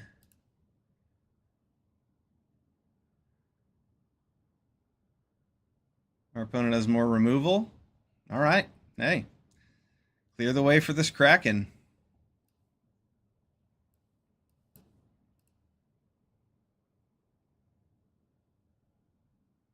Clear the way for the Kraken. Oh, settle down. She just wants a hug. Well said, Kiora. Kraken makes a fine snuggler.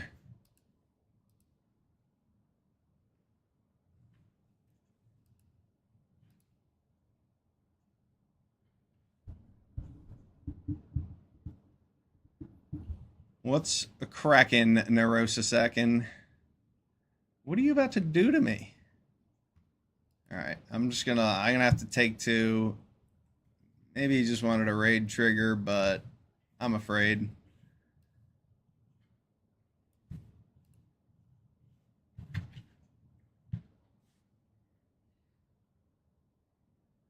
I'll outcard my opponent, so I'm just gonna pass with an Uncharted Voyage up.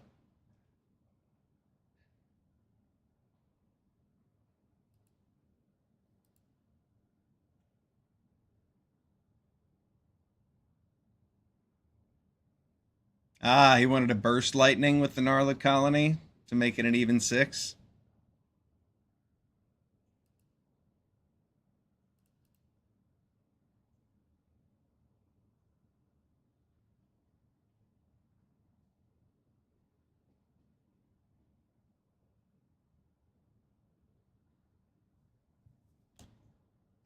I can block now that I have interaction up. If he decides to threaten an attack again, though without burst lightning, I have a feeling he won't. He was just willing to 2-for-1 himself while I was tapped out to get rid of the Kraken.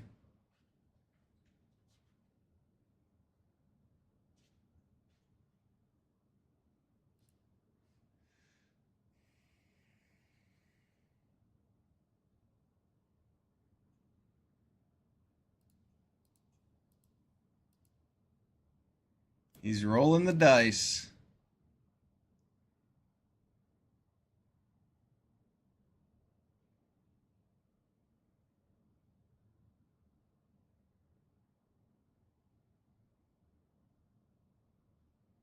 Oh, he could have let damage go through first. I totally would have fallen for that.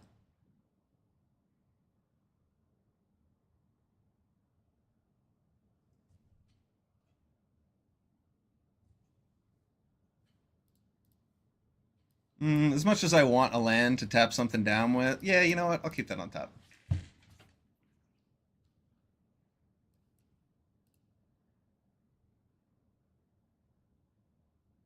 Nice. Ooh, sorry, Neurosis. No Chandra for you.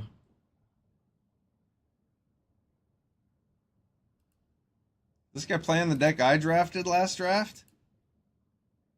It's got like all the same cards. Well, I didn't have 2 fiery annihilations. Or a bite down, I suppose.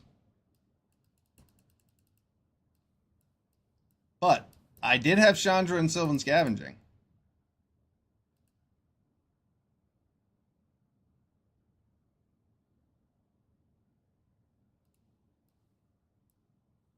Nah, I don't need to Hero's Downfall that. I will if he makes a creature though.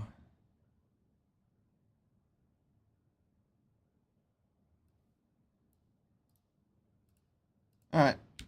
That's fine.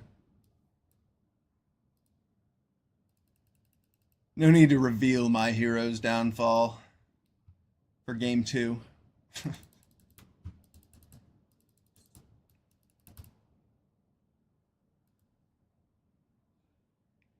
Alright, blue-black control. We're 3-2, and we're having fun. Controlling the board.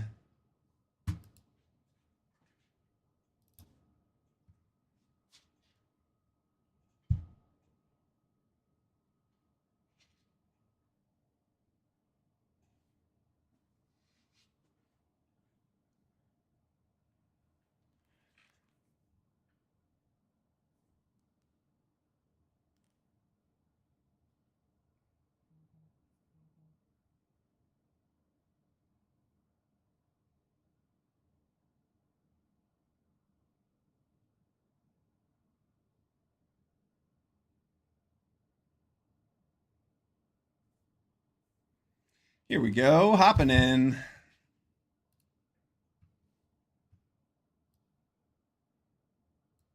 Tattermunge. Sound looks good.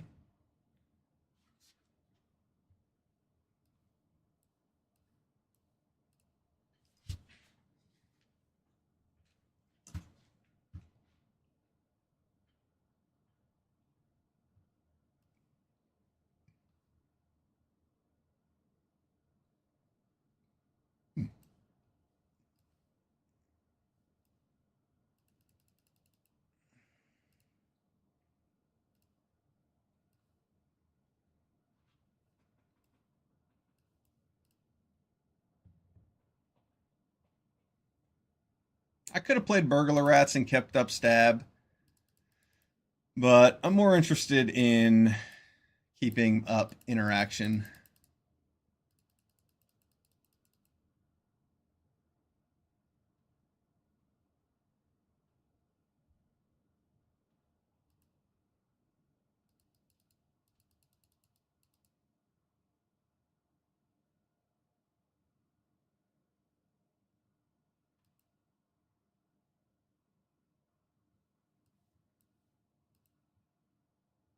I'm cool with that resolving, because now I get to play this. And now all my cards are instants.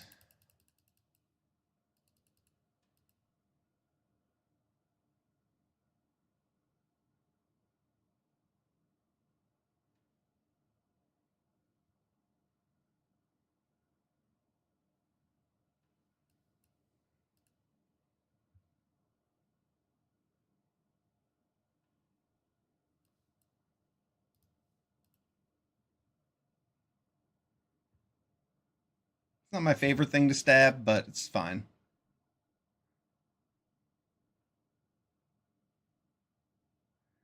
And there's no reason for me to play anything while I have this board presence.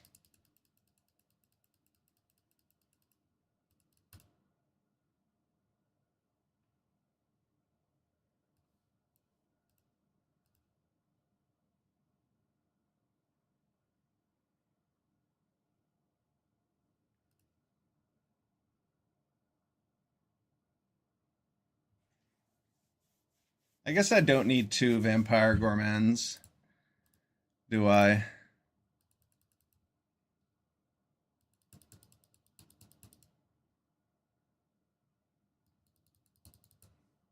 I wanted a land. I didn't get one.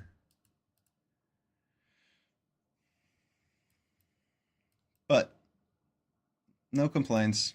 High Fate Trickster has been doing good work for us. Our opponent has gained a bit of a mana advantage, the way they were able to curve out at instant speed to kill our Trickster and play Cathar Commando. But we're still in pretty good shape, it looks like. Damn.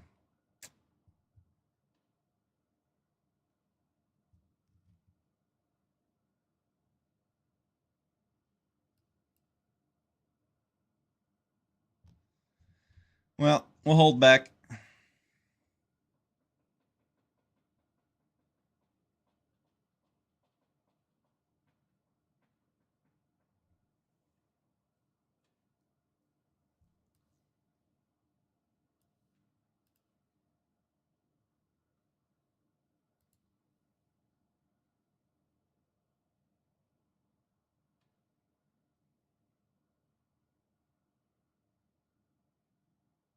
I don't want my opponent gaining too much tempo and him having a flyer and that on the ground. I didn't like the idea of. Burglar Rats isn't going to do much on its own right now, so I felt Big Fin Bouncer was a better play. Plus, it sets me up for a fake your own death in the near future.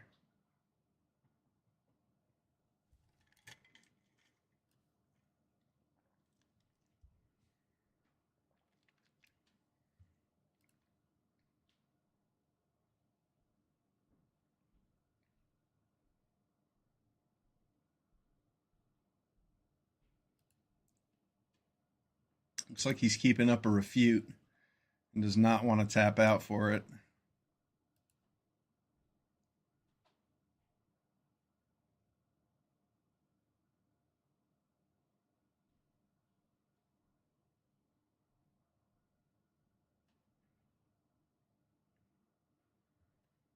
The fact that I can trade off my Burglar Rats with that means I don't want to trade here. I'll take some damage.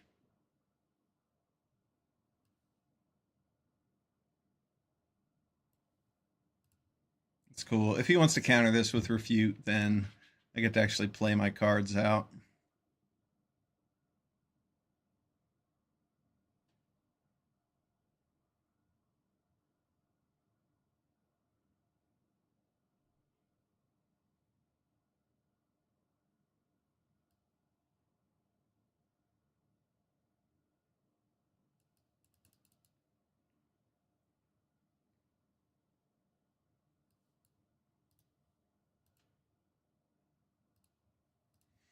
All right, so now I get to get some tempo back and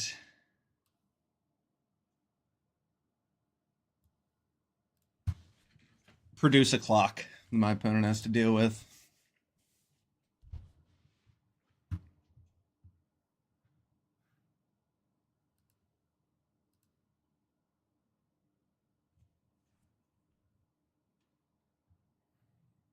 Big Fin Bouncer. Great card.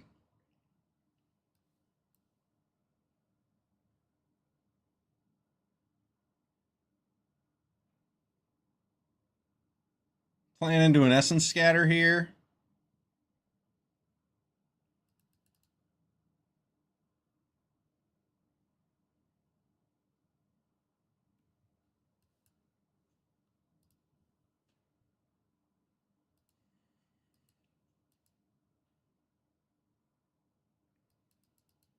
He's going to trade off with this Cathar Commando, and I'm okay with that.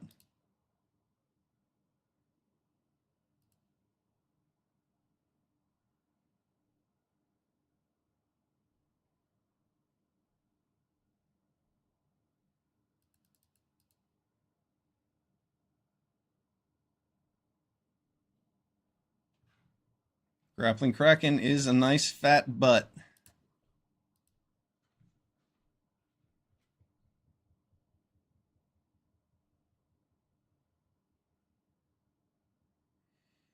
Faebloom Trick, maybe? Ah, okay.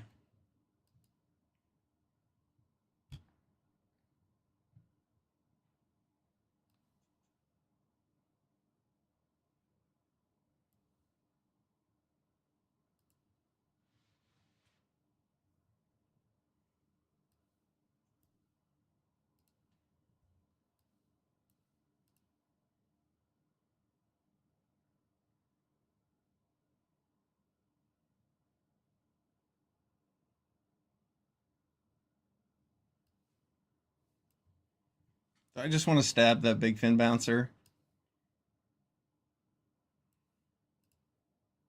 No.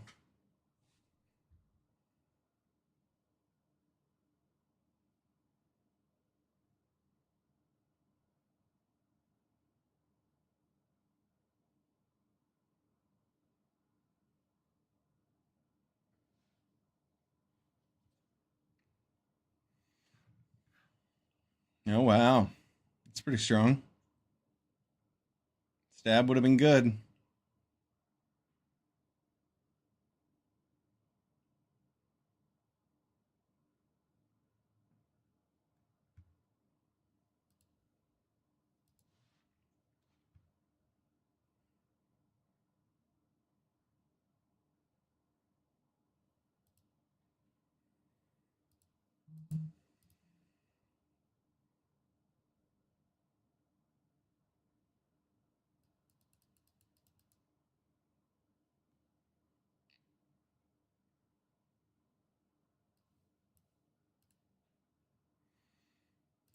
Usually just a better idea to keep up interaction than play it out. I didn't need to play that burglar rat. That was stupid. Could have kept up the stab and saved a card.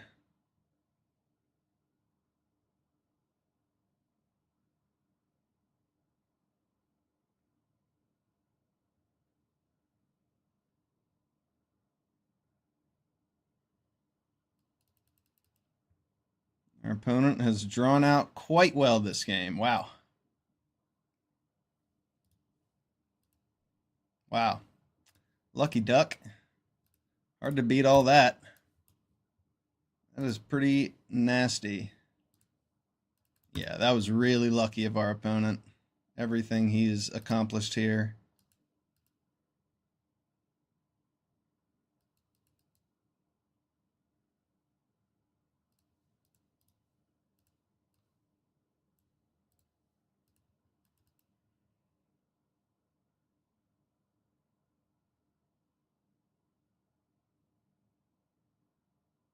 Wow, what a perfect answer.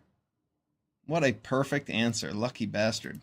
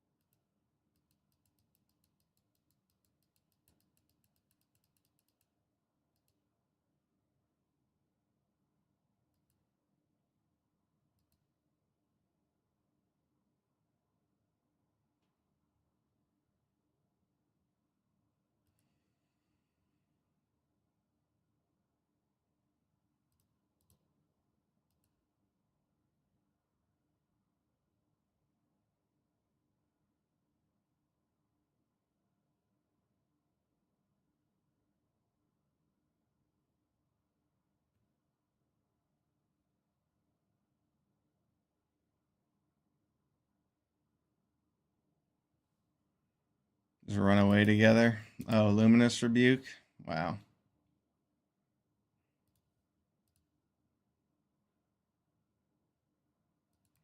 Wow. Those are some lucky top decks for our opponent. Cool. Thanks, Magic. That was super fun. 3-3, blue-black control. Yeah, we went pretty even today. 4-3, 4-3, 3-3. Well, that's Magic. Not as well as I usually do, but I had some fun. Thanks for watching. I'm Felonyus. See you next time.